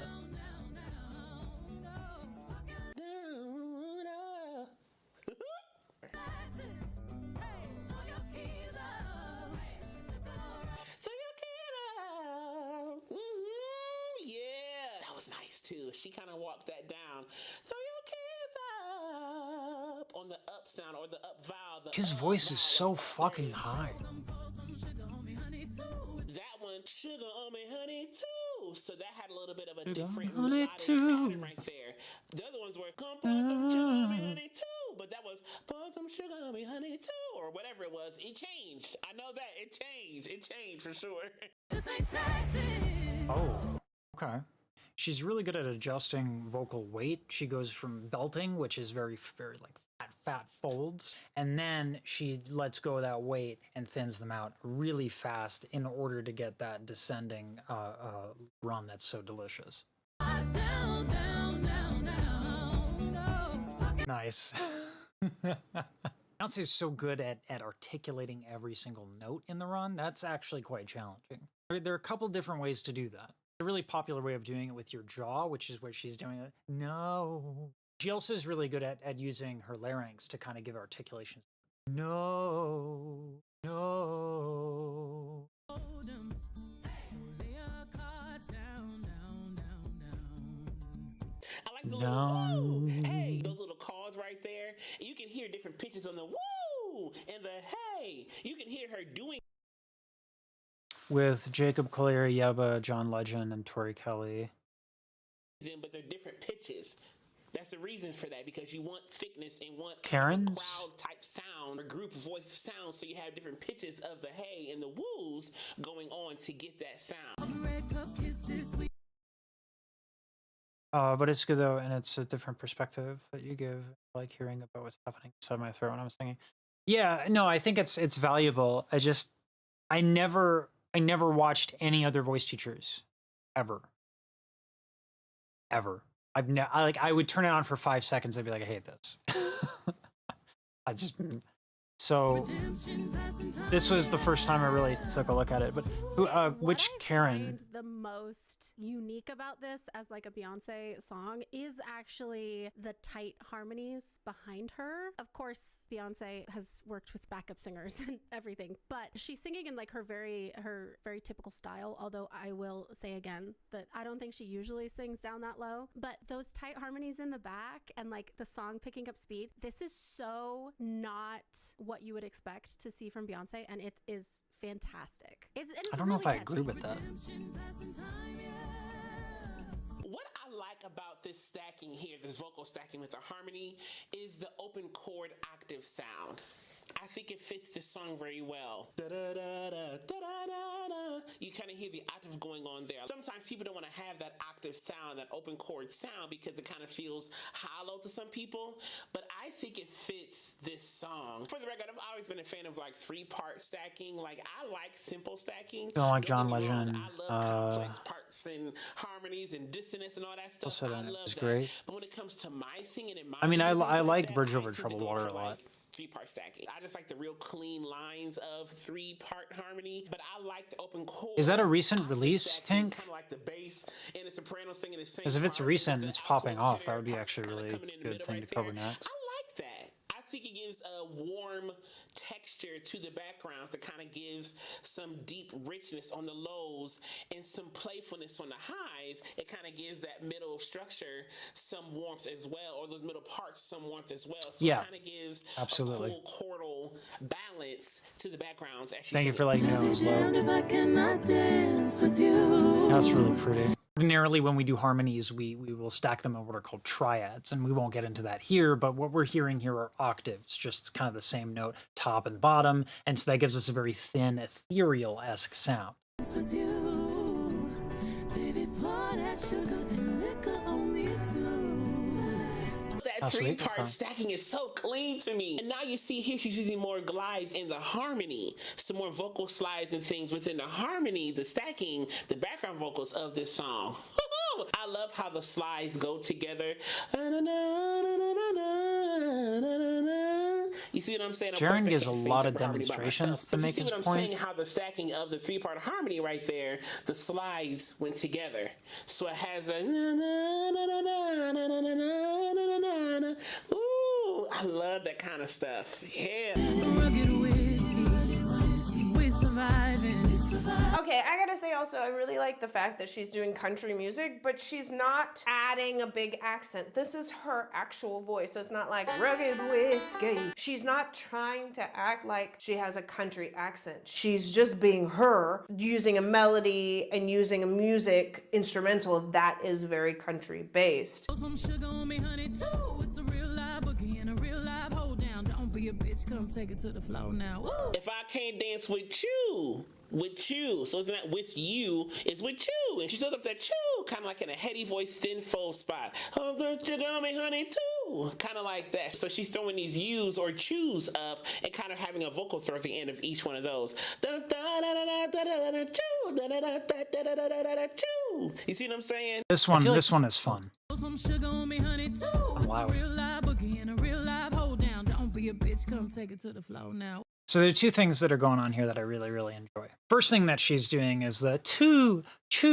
When she's going up there, she's using what are called unvoiced consonants. And that allows her to, basically it's a, but you put a ch, t, You put a consonant in front of that aspirate, that h. What an aspirate does is it flips the folds open.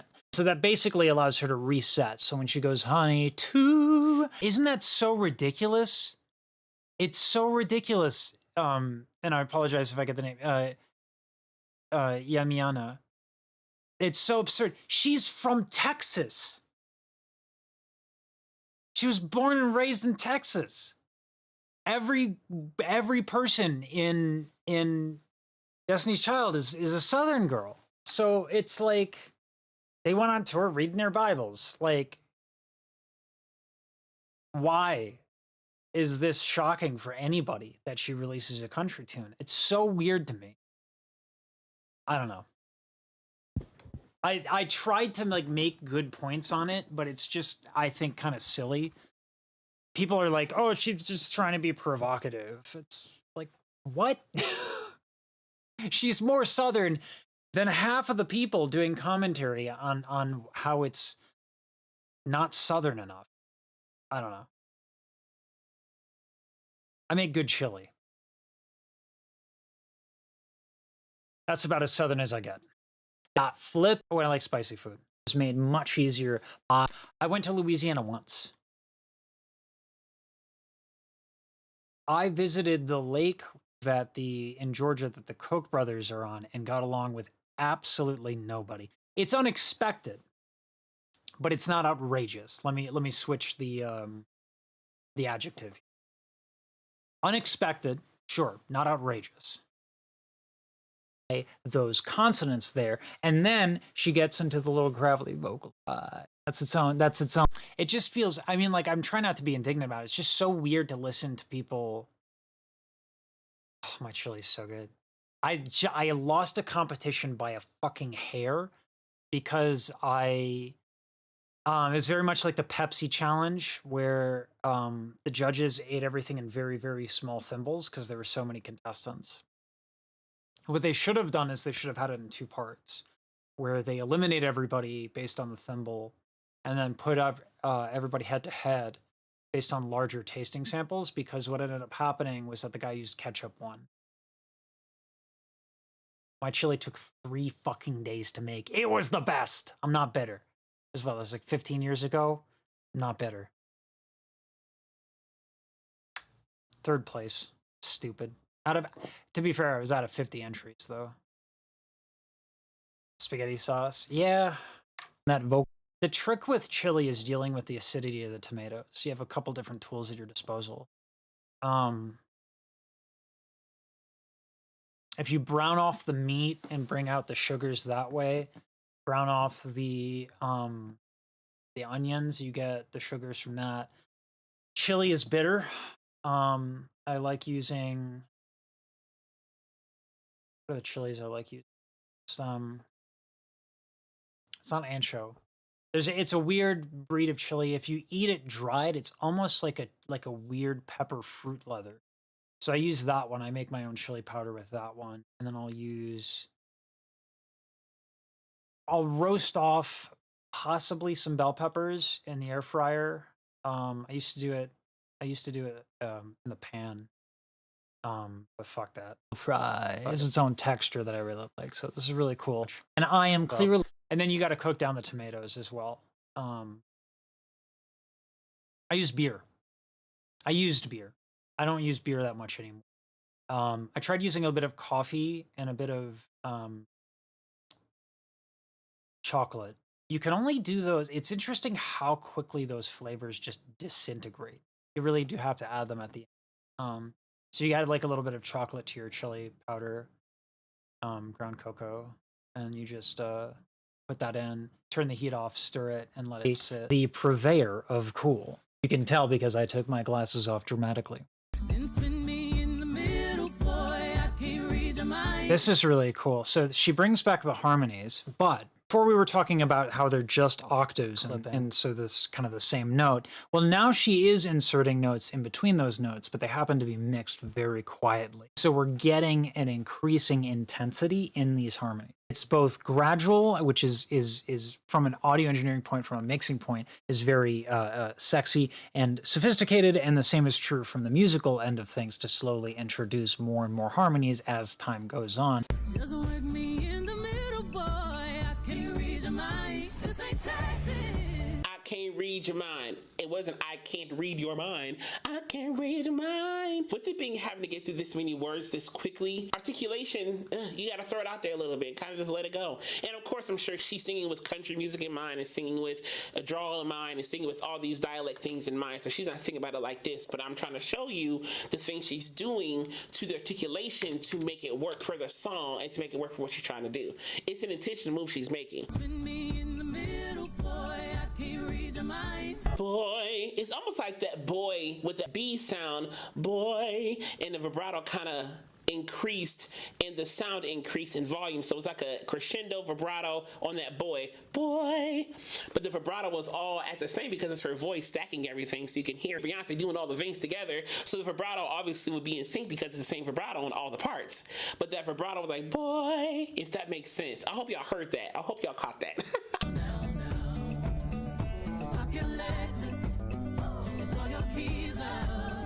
Pack your Lexus. Wasn't park. Performed at the Houston Rodeo multiple times. Irreplaceable was originally a country song. She did a performance of it with Sugarland in 2007. It's good to know she has like experience. I mean, like specifically with country music. Like this ain't her first rodeo.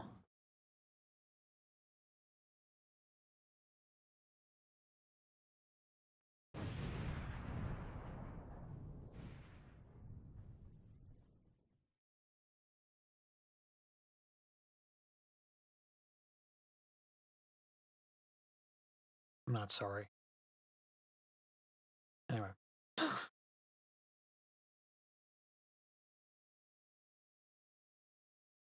That's why you really come in here. It's for the jokes. Pocket Lexus. So the Next R was level lesson dad right jokes. there. Pocket Lexus.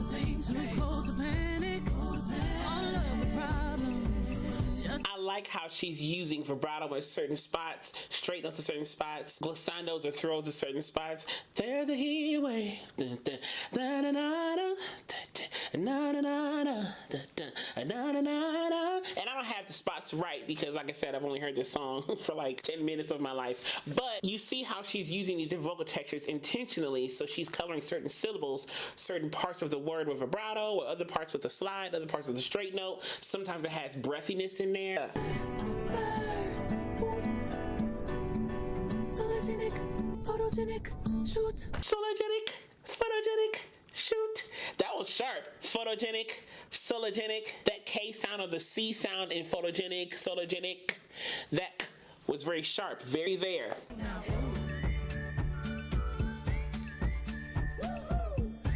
There's even a whistle break. This is country.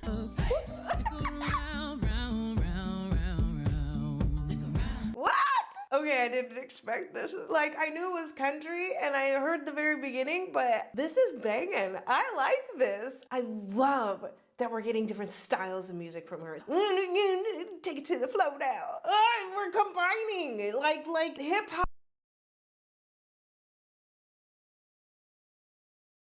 My wife and I try to out dad joke each other. She wins most of the time. Feel of words, but putting it into country and using country She style texted words. me. Oh my god. Go down with this shit. This is good. I want to learn the line dance to this. You know there's gonna be some hot fucking line dance to this song. Now, if the song title doesn't give it away and the whistling doesn't give it away, the gunshots absolutely should just tell you that this is country.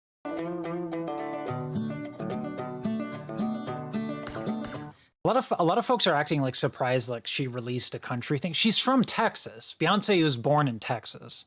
In fact, I'm pretty sure all of Destiny's Child, they met in Texas and they toured. And they're Southern girls. And so Beyonce's a Southern girl. This is not a ridiculous thing for her to release a country album. Get rid of your fancy stuff. I feel like I want to hear that live because round, round, round, round, round. Like, that's low. That's low. She's hitting it here, but I want to hear it live. Though, okay, hang on. History has shown to me that she always does amazing live, so maybe it'll be the same.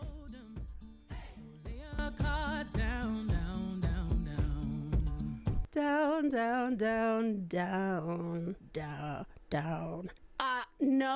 Nope, I can't do that. I'm a soprano, but that is so low. Holy crap. It's not, is it That really is so that low. low? Beyonce. That was Down, actually down, insane. down, And I know that down, Beyonce has range. The fact that that surprised me, that, you know, that's low, guys. And it's so rich.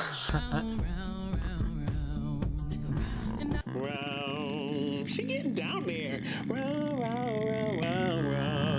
That's a little bit low right there. Yeah, I like hearing her Extended on these technique. lower notes. She really knows how to drop that larynx. Da, da, da, da, da. And she really just lets these low notes ring. She doesn't push them. She just lets them ring. You can hear the larynx dropping a little bit as she's going down and the throat is opening up just sorry, a I was little checking bit. on Those my two wife, things not can trying to, help make low notes scream. easier. Opening up the vocal Yeah, it's tract not a that little low. bit and That's drop what the I'm larynx a little bit.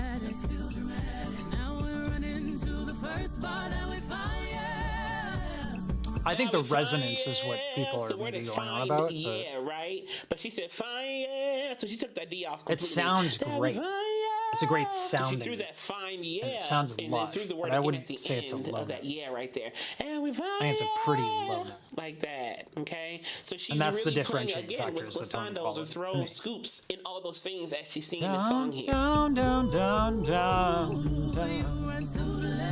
Ooh, I think there was like a yodel flip on that second intro or the second onset of that second ooh.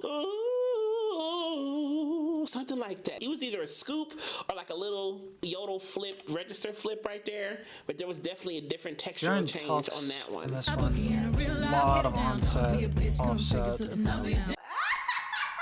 A lot of talk about that. And I love that she's switching. She's going from the singing and then she's going into the talking, like, don't be a bitch, you know? Like, listen to the vocal changes. It's fucking amazing. Me in the middle, boy. I can't read your mind. Ooh, that was a middle boy. I love her flutter of a trill there. Middle boy. Down, down, down, down. Texas Hold'em. She's going for the high note there. Slay your cards down, down, down, down. Did she just say slay? Did she say slay instead of lay? Headed to the dive bar we always thought was nice. We heard it. Go ahead and get gone. Call up that chick and see if she's home. Even before a Sugarland collab. I know. Defiant. It's driving me fucking insane, isn't it? Oh god, it makes me want to fucking ram my head through the fucking monitor as I'm editing this. It did the last time too, and I thought it would get easier hearing it again, but it doesn't. Every time she says trill, I'm like, ah! Anyway. Yeah, Santiago, we're having a time with country is shocking. I think Tink had a good point, is that it's unexpected in terms of her like making the career move, but that it's people, I don't know, people acting like it's insane. Really? Really? To the dawn. So it's kind of like pucker, pucker, pucker, pucker, bride. Da, da, da, da, da, da. On those little parts right there, the little bridge, or whatever part you want to call it right here. There's a little bit of like a puck, a little bit of like a warmth, and then she kind of throws a voice in a more brighter fashion at the end of those lines right there. One step to the right. I love this here. This is a contrasting vowels as I look at the wrong camera. When we have different vowels, we have ooh, where we talk about warm vowels, we talk about dark vowels, neutral vowels, right? Ooh, one step to the right. But she really brightens that up, and that gives us like a very a contrasting tone quality. One step to the right. Down, down, down, down.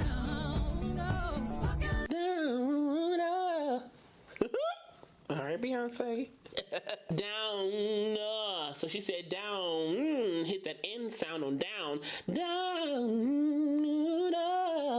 and then she kind of opened up to like a schwa or like a neutral vowel on that right there. With you, come pour some sugar on me, honey, too. It's a She's so smart about how she will pepper in these like different little things with the consonants, with the vowels. So the choo, I was talking about before earlier in the video, how that that aspirate will pop open the folds, allowing for that kind of reset. What I didn't mention was the fact that she's ending it on the glottal. Too, too, choo, too. She is cutting off the sound by using a glottal, which is to put your folds together. So there's this contrast of the choo, hoo. And these are very subtle things, and they're nuanced, but this is what you get when you have a really experienced artist. cards down, down, down, down. Nice, nice. Your cards down, down, down, down. When you go into your lower notes, you can get a lot more depth of sound if you do what's called retracting your false folds. For simplicity purposes, just imagine inhaling just your favorite cup of coffee. Yeah. Wow, just imagining that. Someone sent me the acapella version.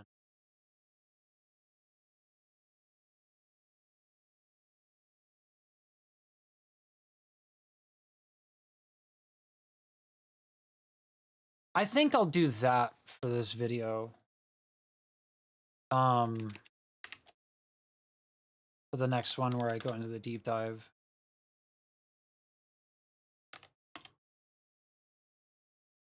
And I'll just get each individual part. I can't do that live, unfortunately, where I cut up each individual point. I might do that on Discord, but probably not. It's because like tells me how much of an addict of caffeine that I am. But you do that, you should feel an opening of the throat. So no other niche. When Destiny does his political research, like he just puts that shit on play and then cuts it up and does whatever he wants with it. And every other niche, it's fine. Every other single fucking niche. But you do it in music and you're fucking toast. I hate it. Anyway. Like, it's not just you get demonetized. It's like you get your strikes and you get all there's that retraction of the false fold. But it's, I think objectively, when we're doing vocal analysis, it is objectively the better version to listen to is the acapella version. But that's what I'm going to do. Yeah, so that's...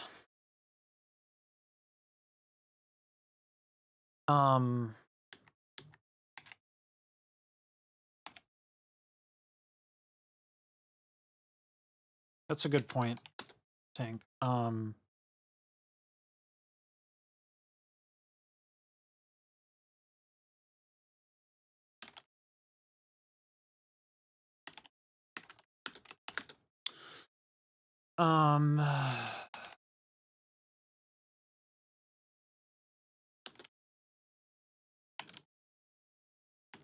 So that gets the difference between this.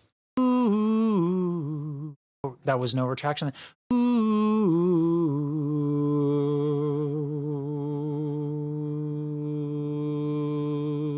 and you can see actually my larynx isn't moving that much. Ooh, it's just the false folds. You can kind of see that there's a space opening, but you can also tilt your larynx.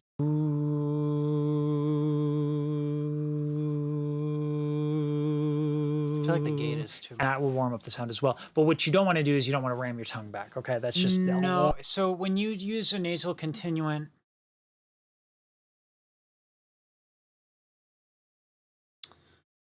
it's the frequencies that get emphasized. Well, that is not the one that I wanted.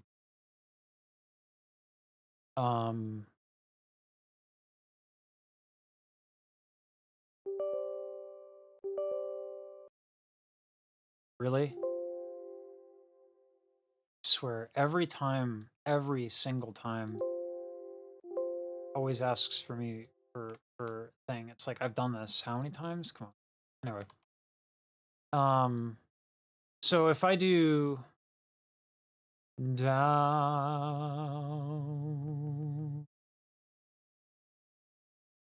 notice how the low note right here, the lowest frequency, what is this roughly? 140 hertz. So the way a spectrogram works, Juliana, is the brighter the blue, the louder that specific frequency.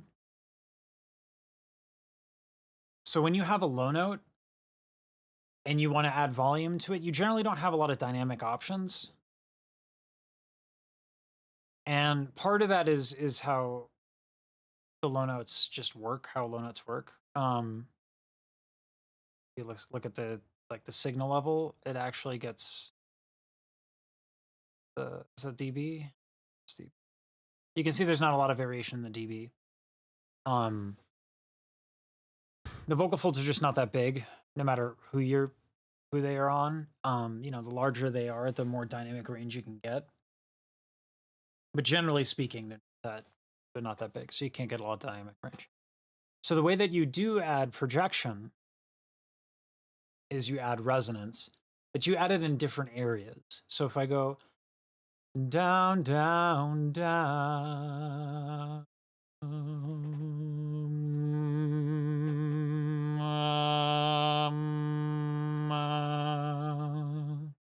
by adding those higher frequencies, and this is what would happen. Doing it, you're getting those frequencies, but you're tempering them by doing instead of But those higher frequencies are far more audible to the human hearing, to the human ear. Way more audible by orders of magnitude. That's not an exaggeration. It is exponentially more audible. This is a matter of perception of the human ear.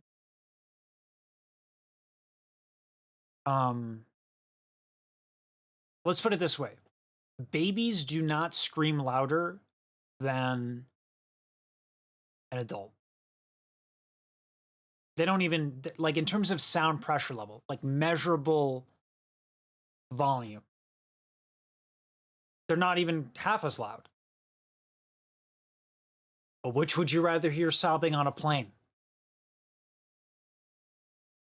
That's because children hit that resonant frequency of the human. That's why they're so loud. But it's not because they're actually loud. It's our perception. So when we go down, down, down, down, down, that's what it gives us, that projection, is the reintroducing of higher frequencies, even though it's a lower. So no one wants to hear that, okay? No one wants to hear it. What was he talking about here? But you can also tilt your larynx.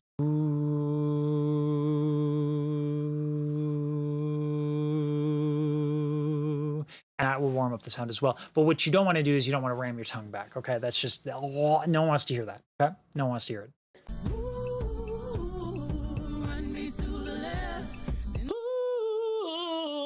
There was almost like a yodel flip downward, so it's kind of like a heady, breathy, ooh, something like that. Something like that. So she switches registers or switches vocal fold mass, vibration. Ooh. To the flow now. Wow, just the variations in registers there, what she's doing. Spurs to the flow now. Like all of these different textures with her voice, the whistling, the high notes, the vocal fries, the low notes, the ooh, all of those things just thrown into this little couple of seconds, and it would be chaotic, except it's not, because every single idea has been introduced earlier into the song. And it's just another example of not just songwriting, but also mixing and understanding of audio. I hope you liked this video as much as I liked making it. We're going to get into the minutia, every single little detail of this tune and the techniques involved in this next video that's coming up on the channel. So subscribe if you want to see that. And until next time, stay nerdy. That delivery was atrocious. Stay nerdy. Yeah, I need to lean into the video game shit and the nerd nonsense. Cards down, down, down, Down, down. down, down, down, down, down. Nope. Down, down, down, down. I thought that was fun. Listen to the vocal changes. It's amazing. Oh, that's that's really clever. That consonant actually allows her to do that. If you are interested in a super duper deep dive where every little thing is explained, then subscribe and check out my next video that's going to come up on this channel where I get into every single technique as well as the anatomy, and we're going to have charts, we're going to have graphs, but for now we're just going to get into this and have fun and talk a little bit about Beyonce's singing.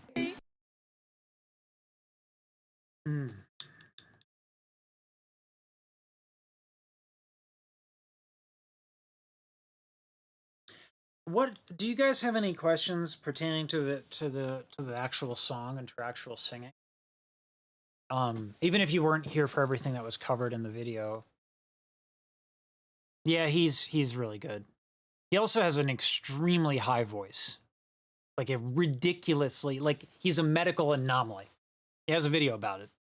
His larynx hits insanely high. Really high. Ooh. I have to kind of work for it, especially when I go up high. This ain't Texas, ain't Texas. I have to be careful because like when it's speech level singing, Texas, my vibrato tends to go away because I'm used to like. Ah, che d'amore la fiamma io sento, non sa di giubilo e di contento. It's not the same, because you can't use your larynx in speech level singing. So Jaren has all of that experience in genres that classical singers generally don't dip into, but then also his voice is insanely high.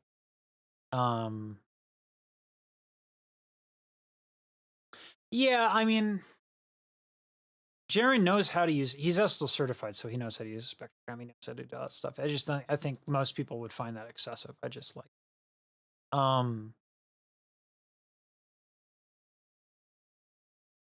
but that is right.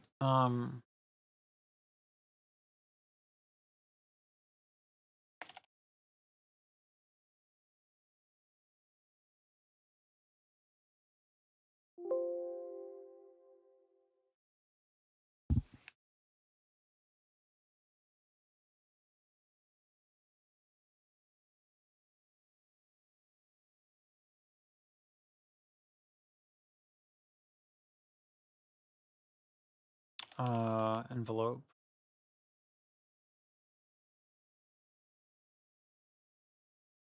Why do we like R&B and country are so different? Lots of music fit in both genres if you change the backing music.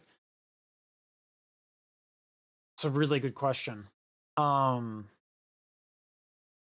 It's a really good question because I think both of them stem from blues, right? Rhythm and blues, and country is inherently a derivative of blues. Specifically Delta, right? I think Delta blues is where country mainly comes from. But I have to double check. But they're not that much. They're not wildly different. Culturally, I don't even think they're that different when you look at the origins of country music. But culturally, it's been kind of super co-opted. Crazy. People co-opting. I mean, it was originally created by black people. An explosion.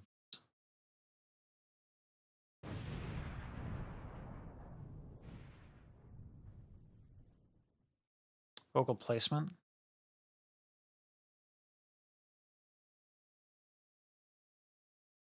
So when placement, so in terms of translating the vernacular, when someone uses placement, I generally think vowels.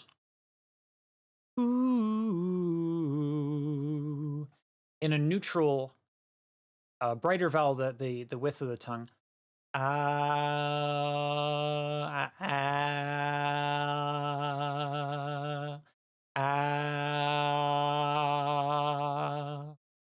So the darker the vowel, the farther the tongue goes back. However, within reason, because otherwise you start getting into very uncomfortable position.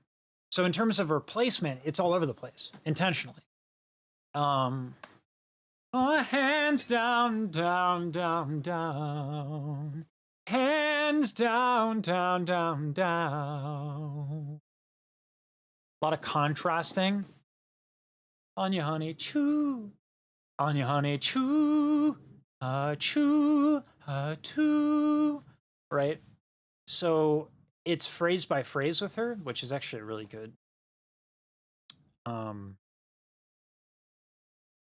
I have that written down, but I really want to put a lot of emphasis on that one.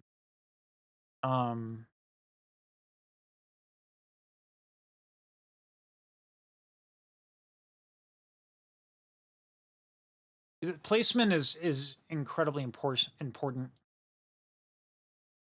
Vowels are incredibly important. I'm working with a student on that very concept right now, and he's like, "Do singers think about this?" And I'm like, "Usually, all the shit that I think about and talk about and we practice, no, no one deliberately thinks about the level of shit that I do. But vowels and placement, yes, absolutely." Down, down, down, down, down. Yeah. Ooh. That's all vowels. All that change. All that tone color, that's all vowels. I love vowels. Vowels are my jam. If I would say if anything, that's the best part of my technique, because I had teachers that would just teach that, and that's all they would ever teach. She milks the ooh. She milks the ooh a lot in this tune. But it's also ooh, because she's classically trained to an extent. She's not like full-blown classical, but even in her training.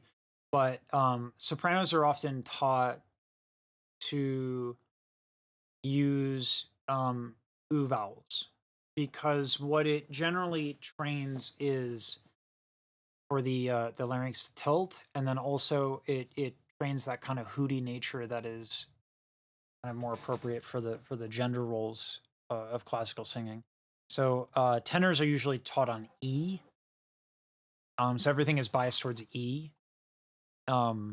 Baritones get a lot of E as well. Depends on the aesthetic that the teacher is trying to train. But love.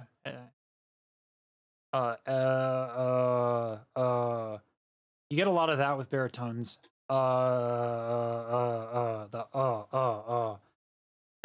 Because it extends the vocal, the lips. So, bella fili. If we were to do it in the different ways. So first we're gonna do soprano. Bella filia dell'amore. If I bias everything towards ooh there, it's a little bit more delicate. If I bias everything towards E, it's going to sound a lot more tenory. Bella filia dell'amore. And then if I do the baritone, I do with the schwa. Bella filia dell'amore. So all of them are just permutations of vowels, but we ascribe those, or we prescribe those aesthetics in classical music to different voice types. So a lot of people will call it the ooh sleeve, which I think is the weirdest thing. Just like the best way to train it. So if you want to train it, it would be so tenors do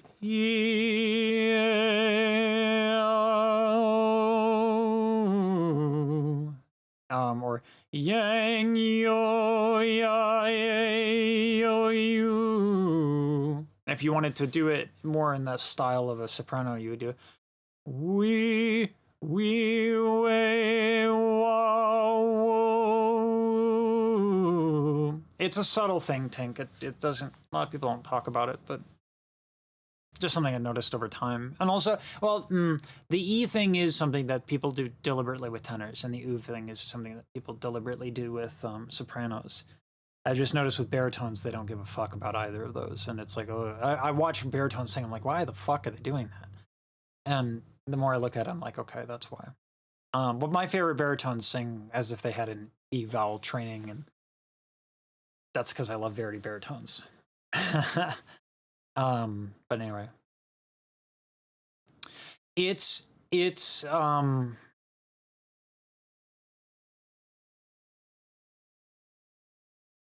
the oo vowel just lends itself really well to having a thinner vocal fold, less vocal fold reduction.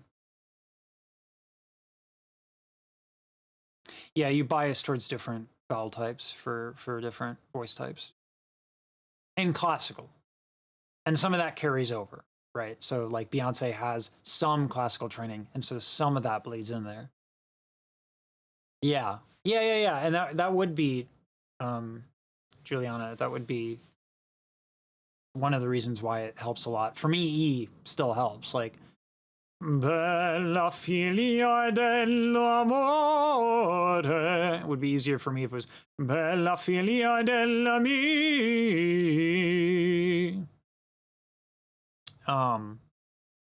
So it's how we're trained, but the oo helps a lot for training people to tilt their larynx and then also not add a lot of weight. It's funny though, if you ask a lot of tenors, a lot of dudes to sing on oo up high, they can't do it. They struggle to do it because they don't understand, everything with men in classical is everything is so boisterous. So if I do like una amorosa, that I bias towards an oo, because I'm trying to get it to be delicate. That's an aria that's very delicate by nature. And so by thinning it out that way and making it like that, it is kind of delicate. And then I can change to the E, kind of like an E bias towards this part.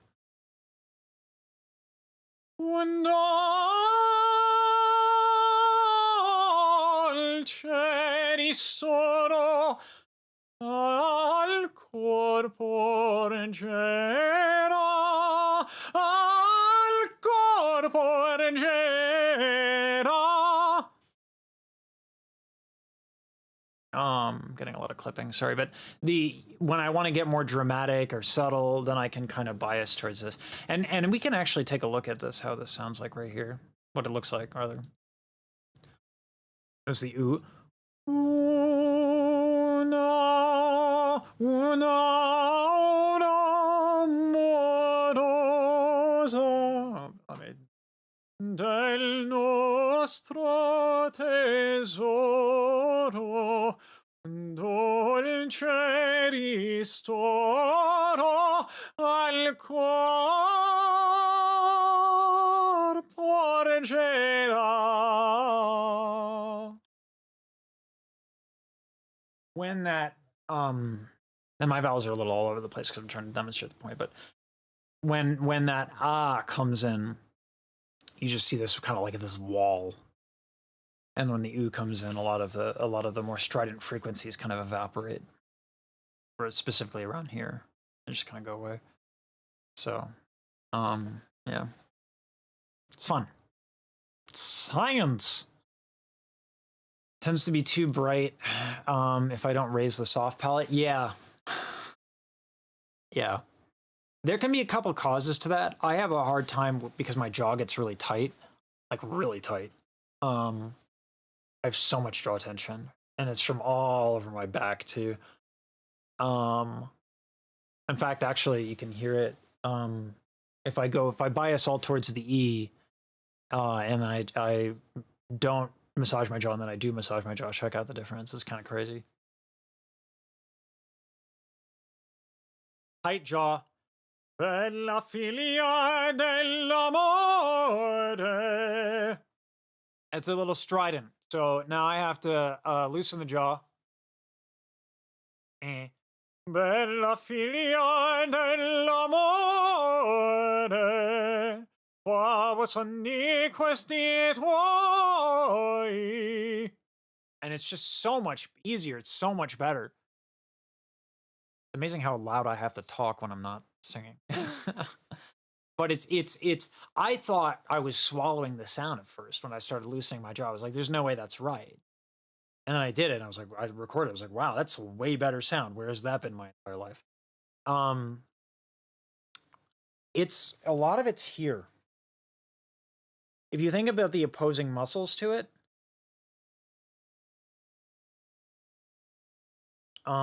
so if you think of the jaw is weird because it's kind of connected to the pivot point of the skull here. So a lot of the other ones that affect sort of how the neck is balanced affect the jaw as well. I'll let you know something about Midwestern weather real quick. Go for it. And not move every vowel change. Yeah. I mean, if it's easier, it's fine. I used to be very anal retentive about how much my jaw would move or how much my tongue would move across everything. Like, Bella filia, I would do Bella filia dell'amore, and I would try to be very like stiff about movement. But now that I think about it in terms of like, am I biasing towards the U, the E, the ah? Don't bias towards the ah. But yeah, neck is great. I stretch my back out a shit ton before I sing now, and that helps a lot.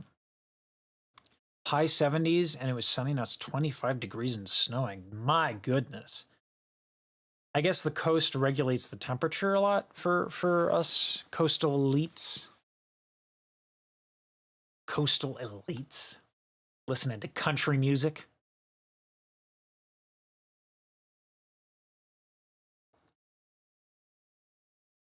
Yeah. The rib cage and the neck have a lot going on, actually. So if you focus on the intercostals, which is the muscles in between here, do a breath. One of the things people say is when you inhale, don't let your chest pop up. Fuck that. All right. Everything should move when you inhale. The problem is if only one thing moves. So if only your chest moves, that's bad. Everything should move. Just from the point of view of the anatomy, the way the body works. This shit expands. The torso expands, the rib cage expands. And so it's because of that you get a lot of. But if your back is tight, watch me here be intentional about it here.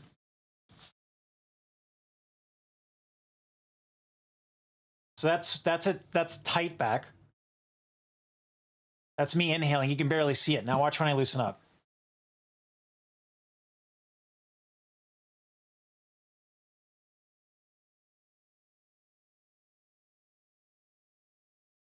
Still takes me a little bit of effort, but do you see the difference in that movement? Now watch the sound and watch how it affects my jaw. Tight. Bella filia. Oh, wow, that's so. Bella filia della. Tight back. Bella filia dell'amore.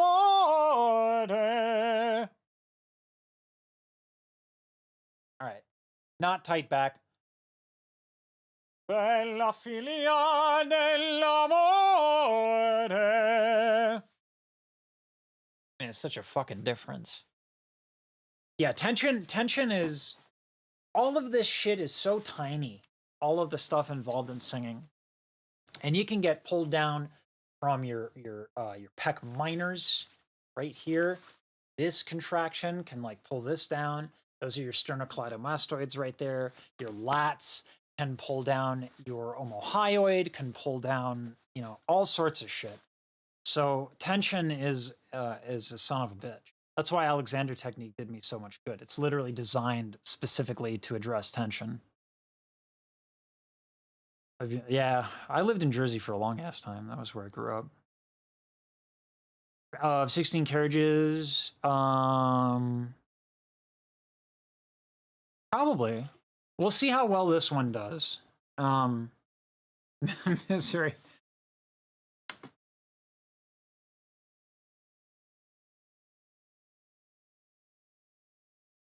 But yeah,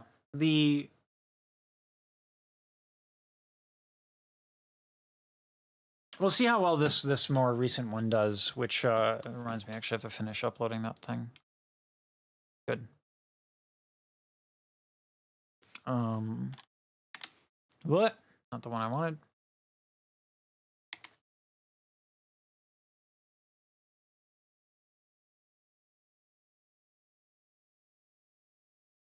Do I just add them manually? I think I do. I'll add them manually. I'm gonna keep chatting with y'all.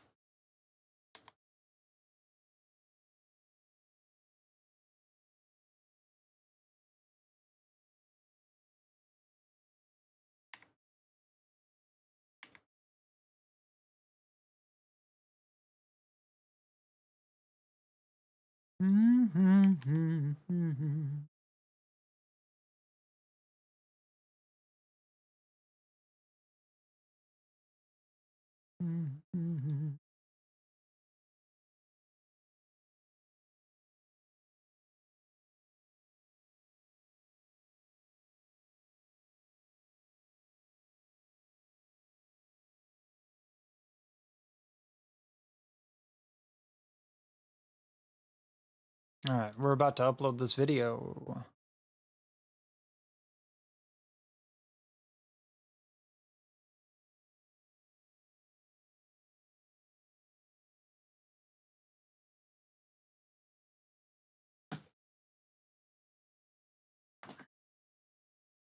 All right.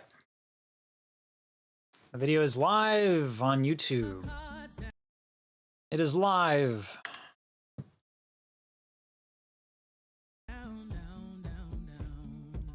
Down, down, down, down, down, down. Nope.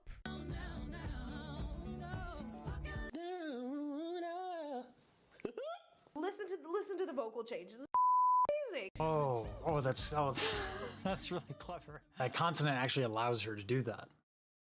If you are interested in a super duper deep dive where every little thing is explained, then subscribe and check out my next video that's going to come up on this channel where I get into every single technique as well as the anatomy, and we're going to have charts, we're going to have graphs, but for now we're just going to get into this and have fun and talk a little bit about Beyonce's singing. Ooh, shit. Sorry, go back. Hear that trill. No, it's not a trill. Texas. Oh, there was. Oh, I missed it.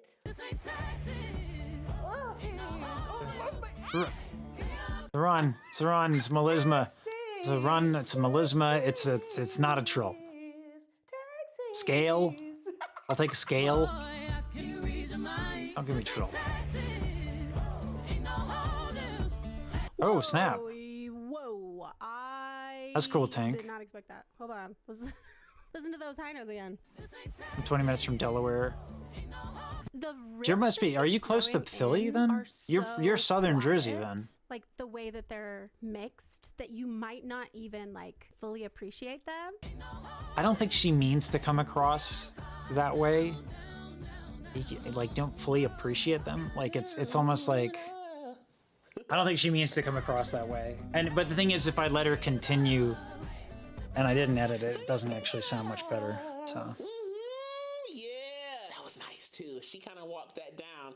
So your kids Yeah, it's not a trill. up sound or the up It's not a trill. vowel of up. There it is. It's like when people use Honey too. So that had a little bit of a different melodic. Half Hour from Philly. Man, we The other ones were, "Come pour them sugar on I me, went to honey, Temple, too. so we would have Come like sugar been able to on me, actually honey, meet up for like too." coffee. Whatever it was, it changed. Like, I know that's how that. close we were. It changed for sure. Oh, okay.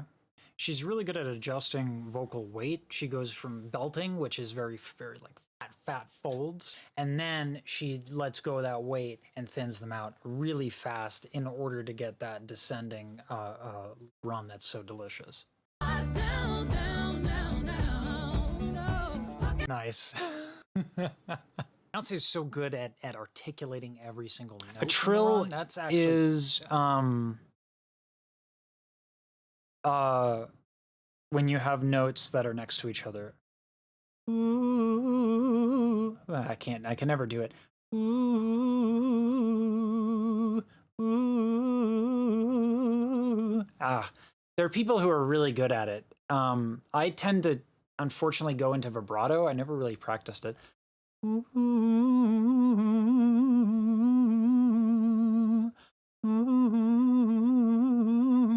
I don't know. Piano, I can do it better on a piano. Guitar, even better than that.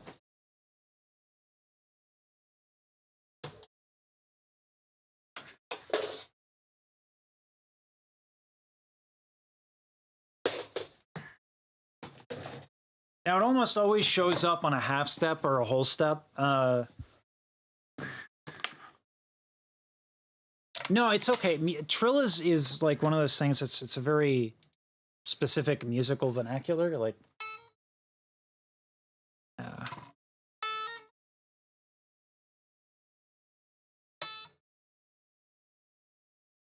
my strings are so old.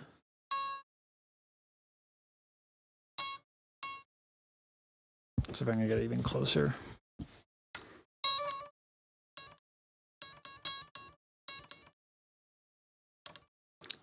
Trying to get it loud enough.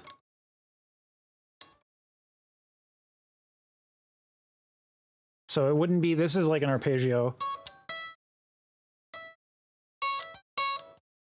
So, and then the run would just be like a, shit.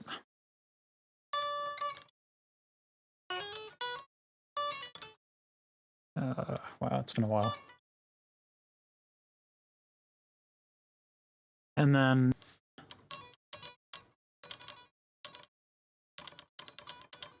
if I can get the damn thing to not.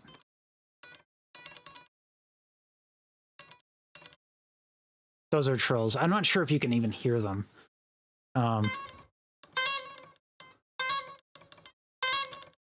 Yeah, Snow White does the shit out of them.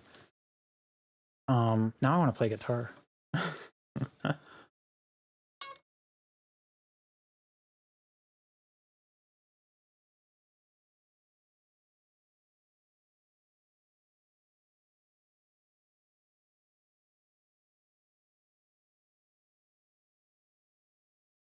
Yeah, it doesn't come through well at all.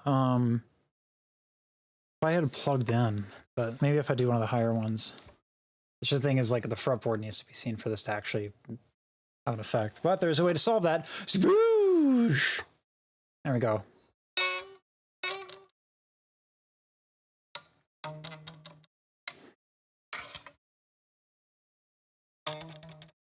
There we go. Yeah, I'll kill the gate, I think. And we'll do it that way.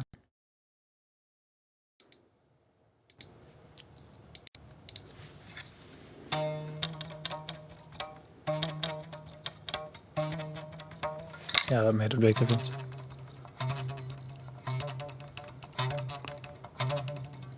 I think a trill could probably happen on like a minor third. It's just not very common. It's usually half step or whole step.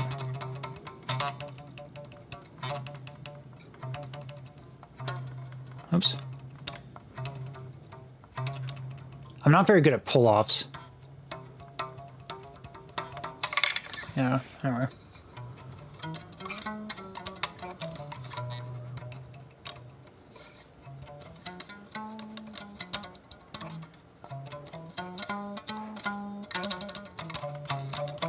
And it's usually not done for a very long time. It's usually just a slight ornament.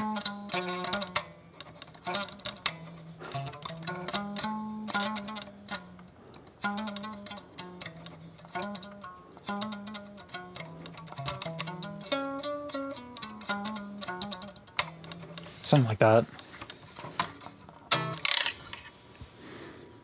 Play some, dude, Shit's so fucking ridiculous. Ah.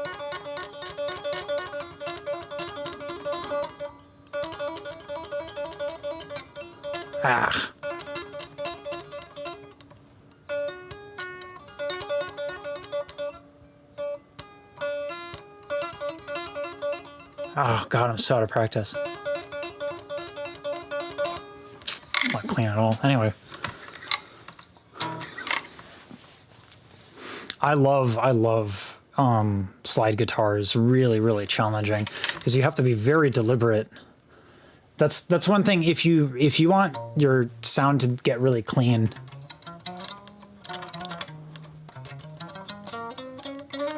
slide guitar forces you to really learn like the frets. Like a lot of people when they start, they'll like do this. And they're just kind of like all over. You obviously you just want to be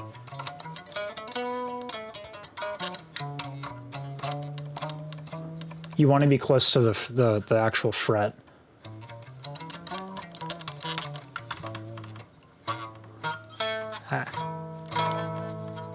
So out of tune. Yeah, Eruption is fucking silly. It's actually that whole part is oh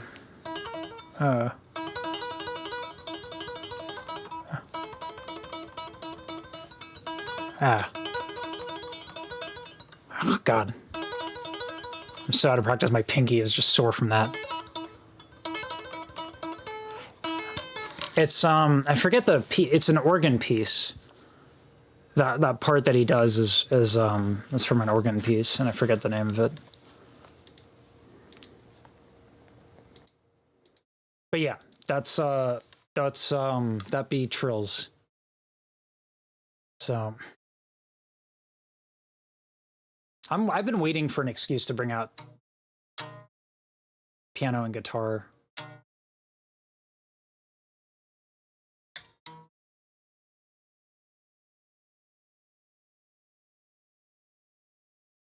Yeah, the beginning of Eruption is fucking... It's like, I can't do pinch harmonics that well.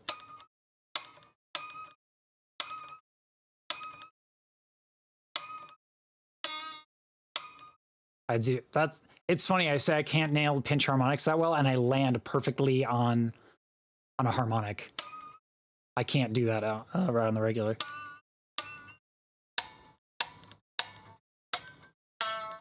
That's one thing that Eddie was fucking insane at, was just every note he could just like do a pinch,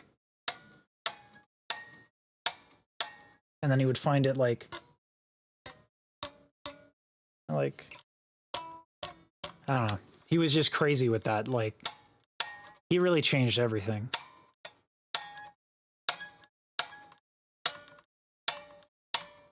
Man, I suck at this.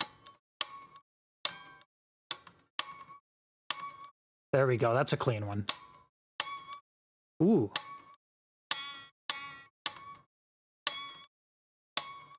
Anyway. You might revisit for the Bay Country arc. Properly learn.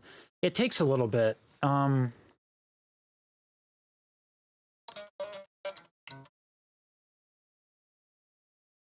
got really good at what I don't do well are like chords. I was so into metal. I was like, metal players don't need chords. Fucking go back in time, tell myself how much of an idiot I am.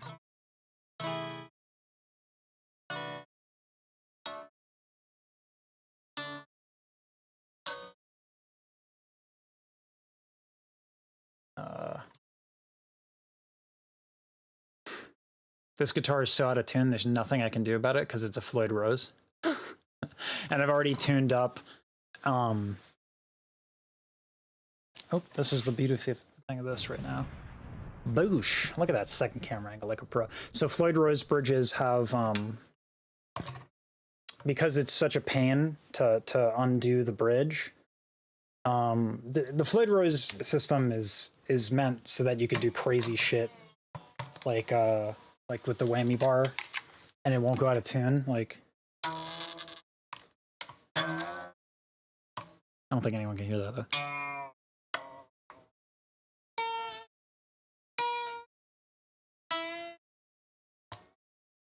like, you know, so the Floyd Rhodes bridge can go up and down, and you can even tilt it back up, right? So it's mobile, so it's a mobile bridge. And so this traditionally throws everything out of tune. So the Floyd Rose system came along where traditionally when you tune a guitar, you do it from your headstock. But on a Floyd Rose system, you have to undo this nut. There's a bar here. So you tune it,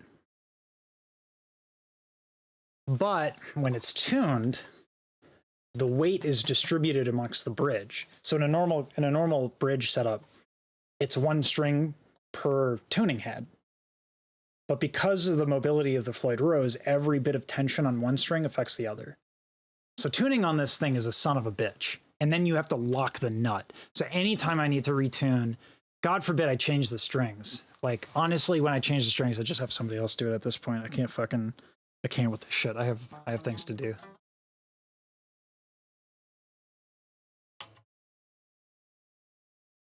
That's just a lot. Brother else has a guitar with a Floyd Rose.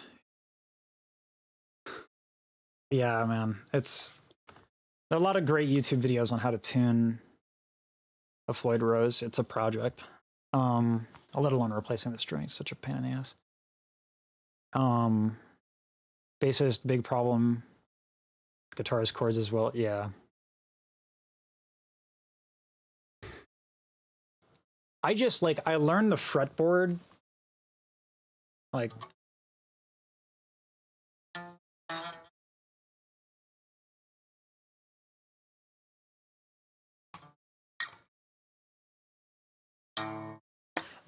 my scales are solid when it comes to guitar, but my arpeggios, which are basically chords, right? Chords played melodically. God, this thing is so out of tune, it's miserable.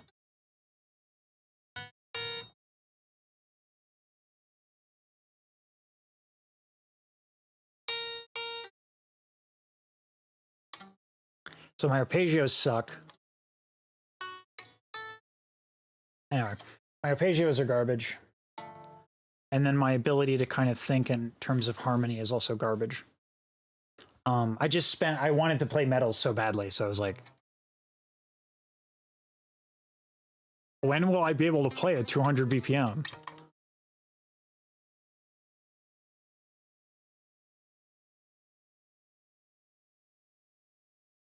And then I never bothered with my right hand technique. I would change between picking and fingering.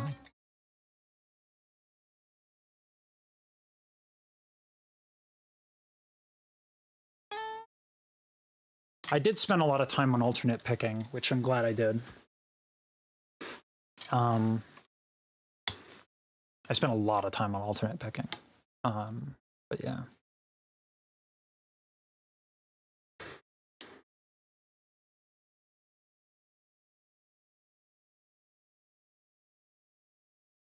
Yeah, the strum pattern chord singing at the same time. Uke is a little easier. It just isn't. It can't do as much as a guitar. The range is not as expansive. So you don't get. I mean, which doesn't necessarily matter for a lot of folks. Honestly, it takes time. Like, I would say, like, in order to just like play a song and sing at the same time, give it like a year, and you'll be able to do it.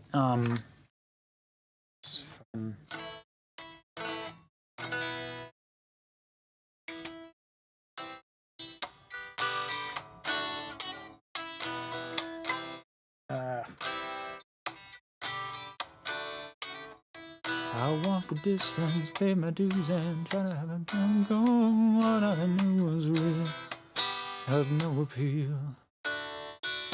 I don't remember the fucking song, but that took me, and it's just a 4-chord song. Fall. I walk the distance, pay my dues, and try to have it go. And what I thought I knew was real, held no appeal.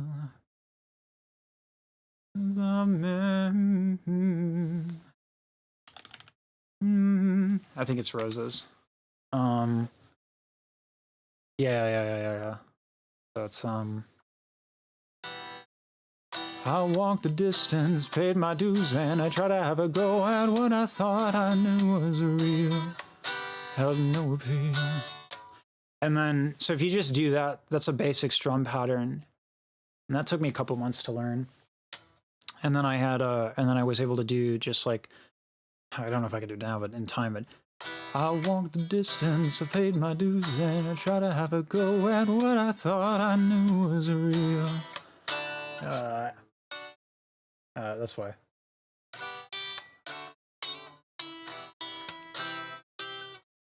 Oh God. I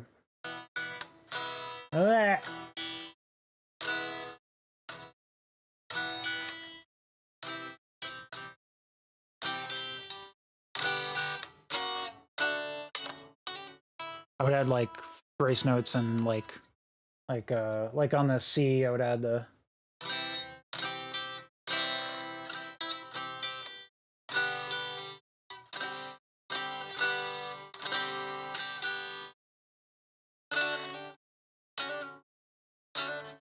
Like I would do stuff like that, and that took me a little bit just to vary it up on the left hand. And then in the actual tune, it's the same 4 chords, but go me so when I'm crying alone. They do muted on the right hand. Oh,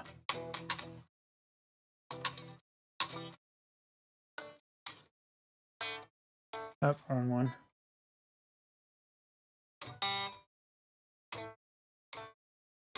And so they just strum with the mutes. So something like that, like something like this is Poets of the Fall, Roses. Something that's just like 4 chords like this, you can get a lot out of it in terms of just learning a tune. God, it's been a fucking minute. I walked the distance, paid my dues, and I tried to have a go at what I thought I knew was real. Held no appeal. I've been to places, seen the tidings about a buckaroo, so every coin that I could steal. And so I came to gaze upon the stars when they were yet unborn, and consequently tear at my old scars and the mask I had worn. So when I'm crying alone, yeah, when I'm cold as a dying stone, go me a garden of roses. Yeah, man, it's been a fucking minute.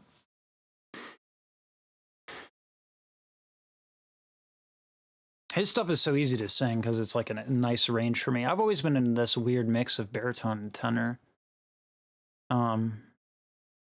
So he's been fun. Like, it was always fun to kind of learn and learn their tunes. What was it? Carnival Arrest was. I almost learned the guitar to that guitar. The guitar player for Poets of the Fall is fucking nuts. Oh, that's the Alan Wake one. In my headlights, staring bleak, beer cans, tears eyes. They're not a country band. They're actually from Europe, but that song is made to be country. Anyway, Poets of the Fall. My new video's up. You should watch that instead of me fumbling over guitar, as it's been years. Medicine Man, show me what I've forlorn. For if I'm scared, it happened by my own hand, and my own voice full of scorn. I should learn that one. People don't know. People don't know I can play guitar. They don't know I can play piano. They don't know I can beatbox. I guess they know about the beatboxing if they pay attention for any like 5 seconds. But I just never do it on stream or on camera. But I've played guitar for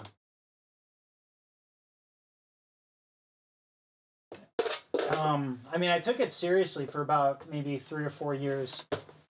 I just had no idea how to actually fucking practice, so I was bad at it.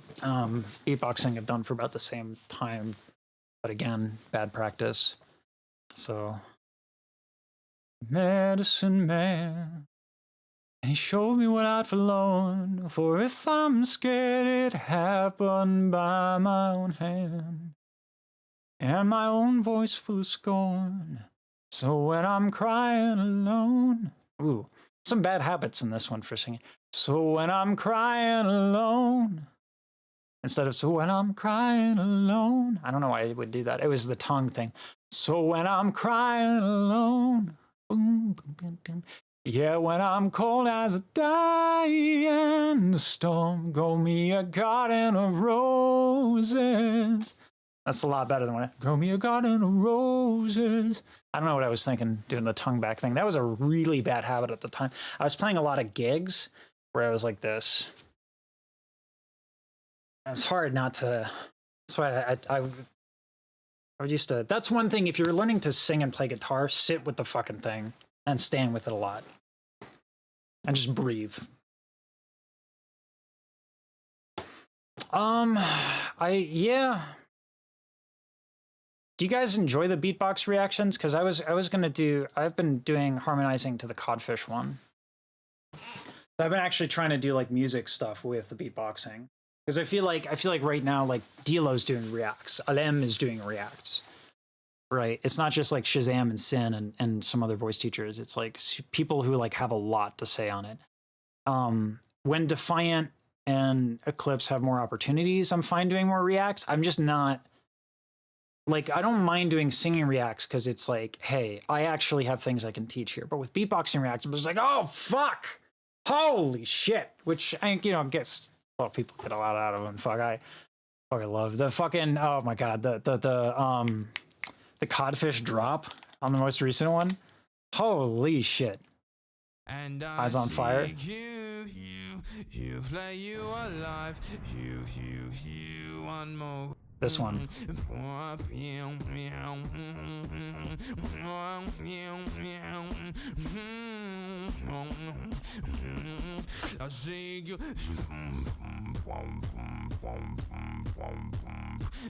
I don't like the build up to this one. That's also a pain in the ass to harmonize with because I'm not sure exactly what he's doing. That's that. I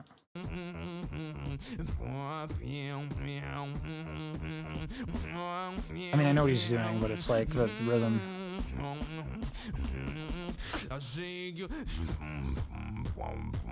That's fucking nasty. Is that just chest bass, Defiant? What the fuck is that?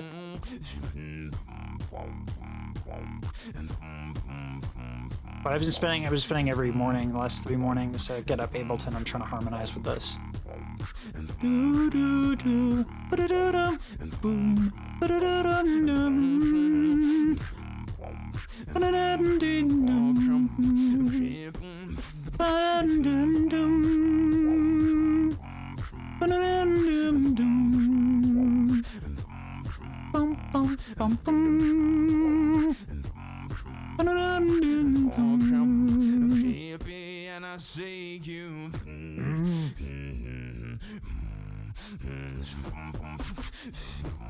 It's vibration. It's so fucking nasty, dude. I want to learn to do that. You play you alive. I know when you will survive. And I of your stolen power. Cover you anyhow. I was just doing this every morning. You play you alive. When you won't survive. It's hard because he doesn't do it with a metronome. Your stolen power.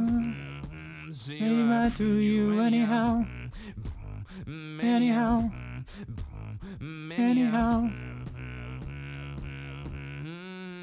Ooh. And I say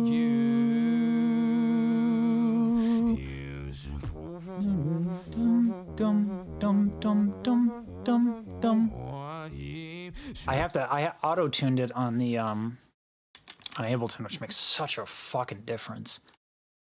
It's not like he's horrendously out of tune or anything like that. He's not. But like when you add autotune, it's just like, oh god, that's so much cleaner. And it's like it's not obvious. It's just like, holy shit, that makes my life so much easier. So if I just do like, and I see you play you alive, you, one more word and you won't survive, you, and I'm not scared of your stolen power, you see right through you anyhow, you, and I'm seeing play you alive, one more word and you won't survive. And I'm not of your stolen power. See right through you anyhow. Anyhow.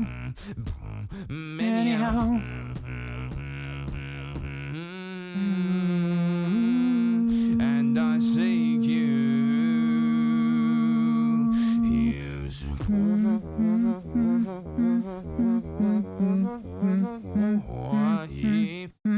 Yeah, I have to be very careful with the timing of it because he's not perfect with the timing, which is fine. He's, you know, for his GB Isolem is probably the best solo performance ever done in a GBB stages.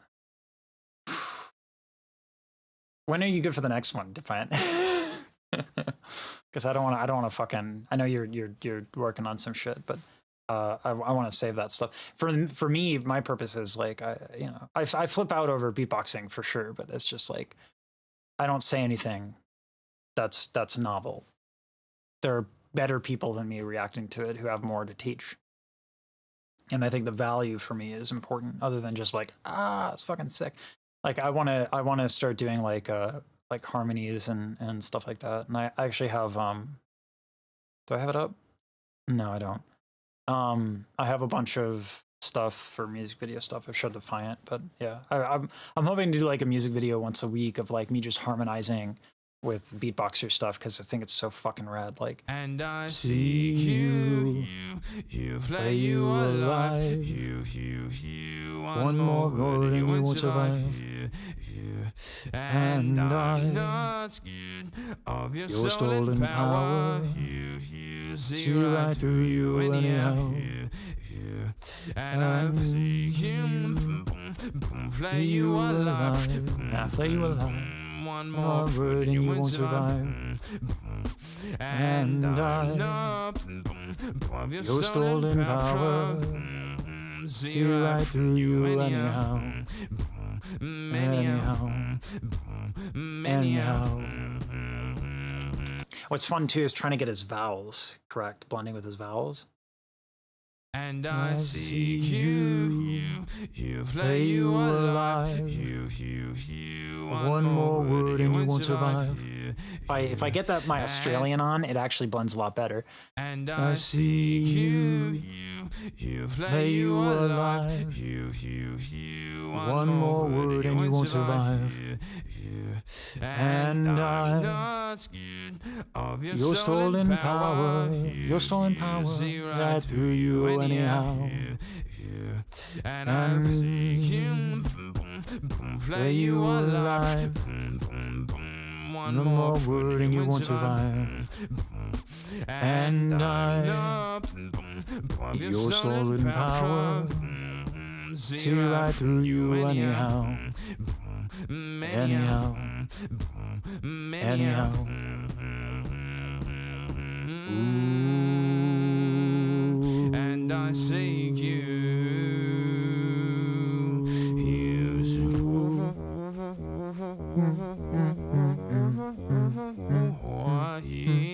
So that where he changes the rhythm. It's not enough, like I can't practice it with the metronome. I actually have to practice it with the recording, and I have to just be really familiar with the recording because it's not in time. You know, and this is true of anything that's a solo instrument that's not recorded with a fucking metronome. Yeah, I never used to do that before, Tink. That's why I'm kind of excited to do it with beatboxing, is I actually have to like think of the harmonies. Like I used to harmonize with myself a little bit, but I would never do it to recordings. Like a lot of my friends would do that, but I never did it.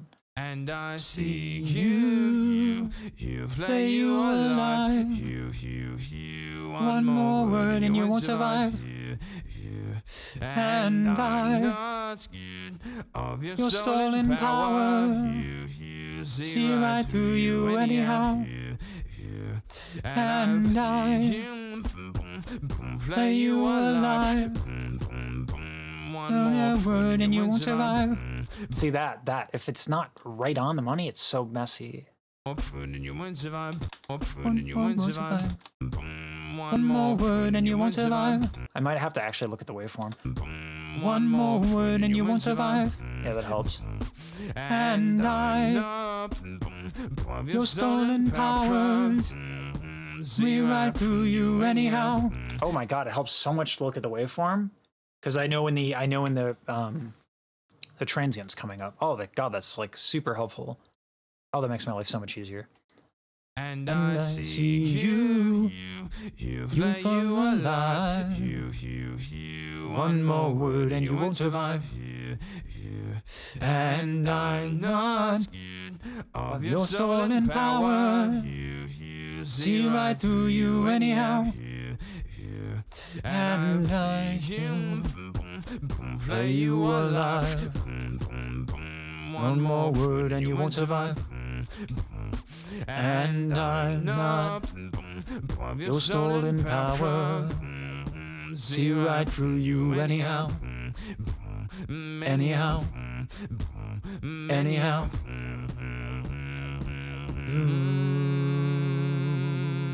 And I say you.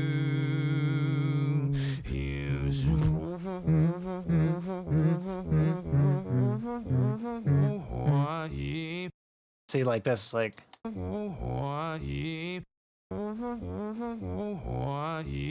He just goes, it's a slight retardando.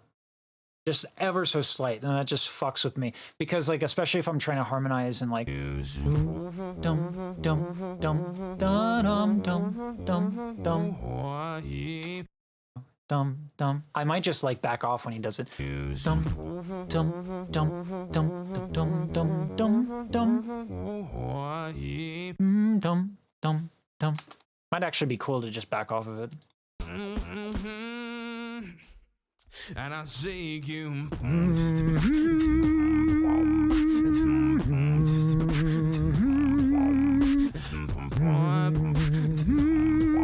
I thought the drop would be really challenging to do, but it's actually not if I just stick with long notes. And his so consistent on the drop. And I see you.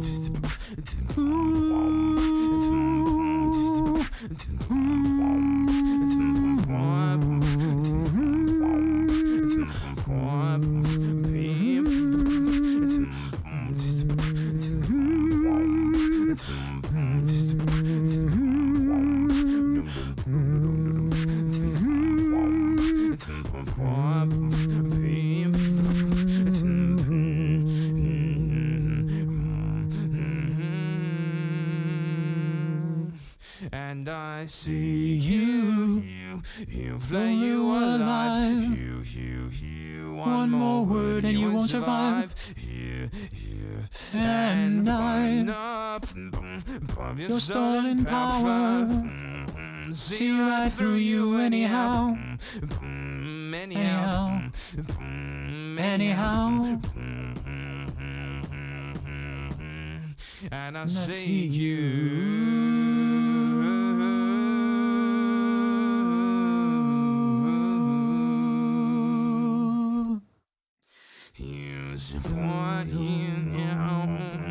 This is so weird to me, with his decision to be.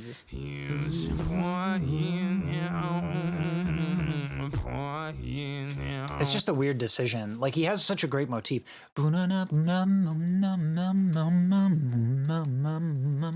It just feels like this is very varied for no reason.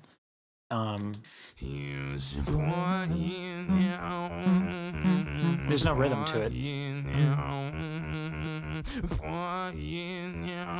I've literally considered replacing this with something in the previous verse. I'm actually debating on doing that. I just don't think this is as strong.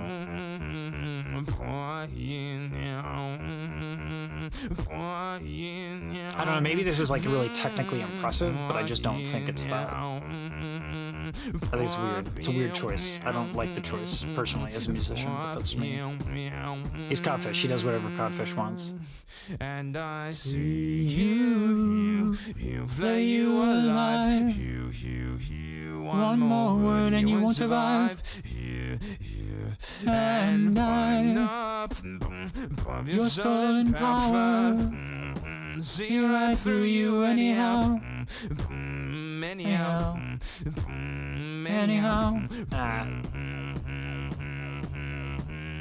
And I see you.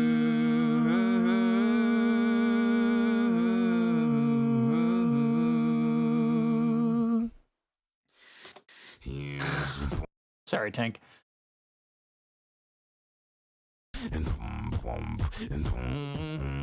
This is so good. This part here is so fucking filthy. I love it.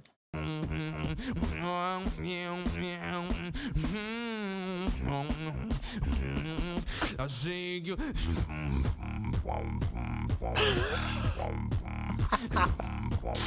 Oh, it's like I won something and I didn't fucking play a game. It's just fucking. You play the cod like a codfish. You press a button on a codfish track and like you've won. You've won. What is it? I don't fucking know, but you won it.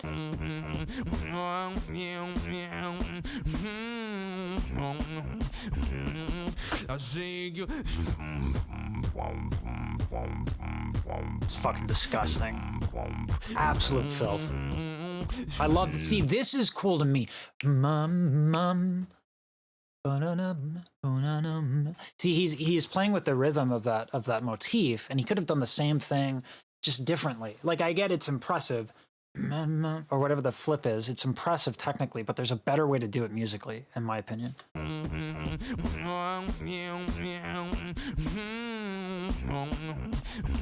But I'm being anal with sense impulsively because I can't harmonize with it easily.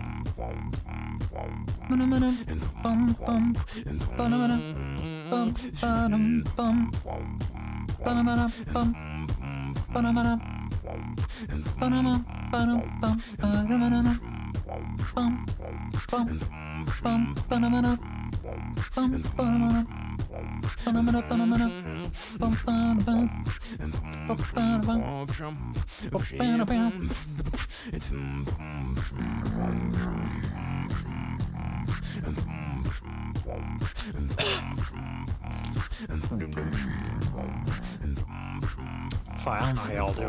I mean, I know how y'all do it. It's called practice, but.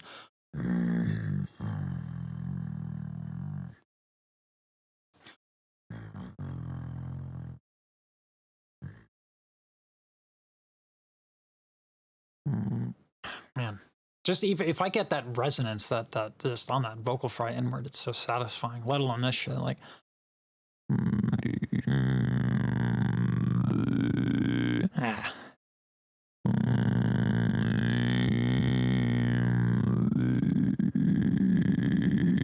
Man.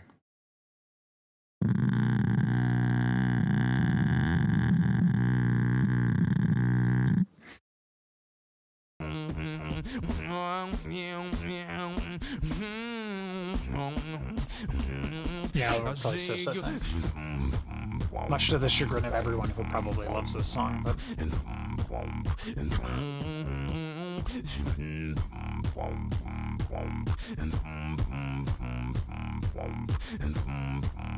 Fucking so fucking good.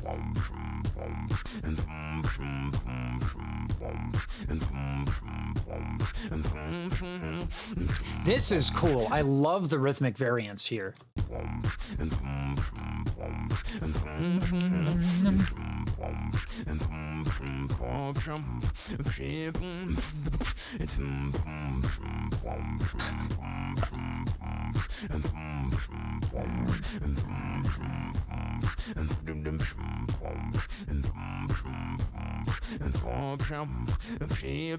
And I see you.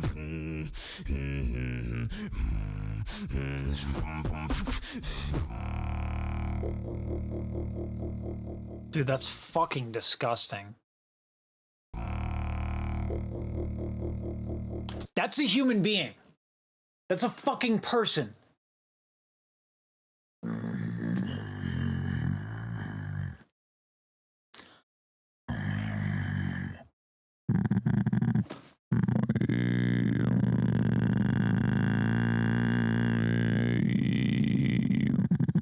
Oh man, even just the inward fry is so fucking hard.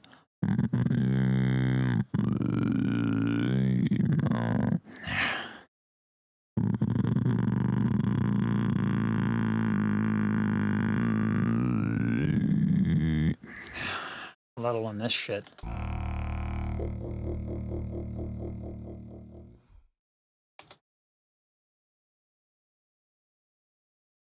We have so many fucking great beatboxers in the Discord. This is a fucking person. This is a person. A human being is making this noise. No, it's not Ableton. No, it's coming out of their face hole. They're not fucking doing anything to it. It's just, this is how it fucking sounds. Fuck.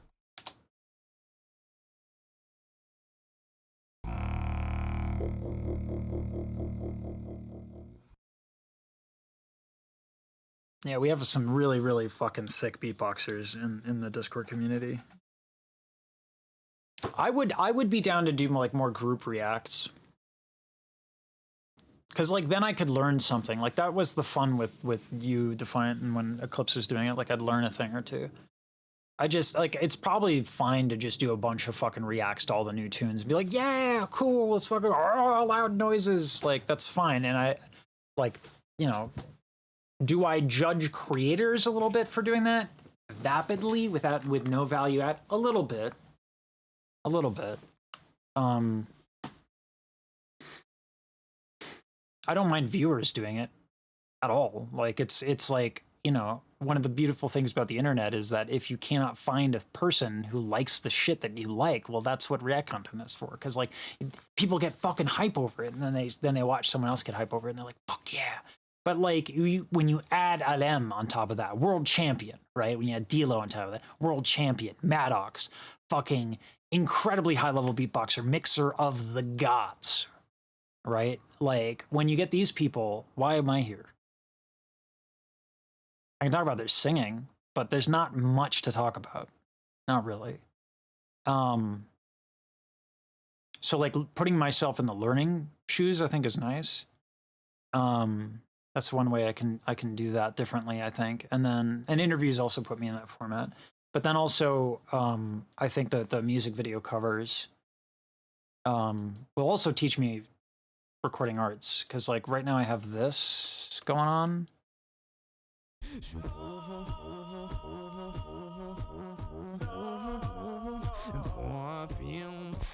And I don't like that. I could record that again and again and again, but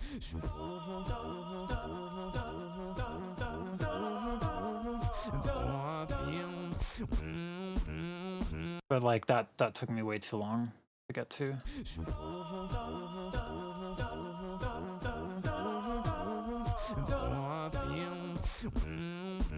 Yeah, Maddox, dude, Maddox. I kind of want to finish my video on why Maddox is fucking goated. But that, to me, is more like a video essay kind of thing that I would want to do, and I don't have the words just yet.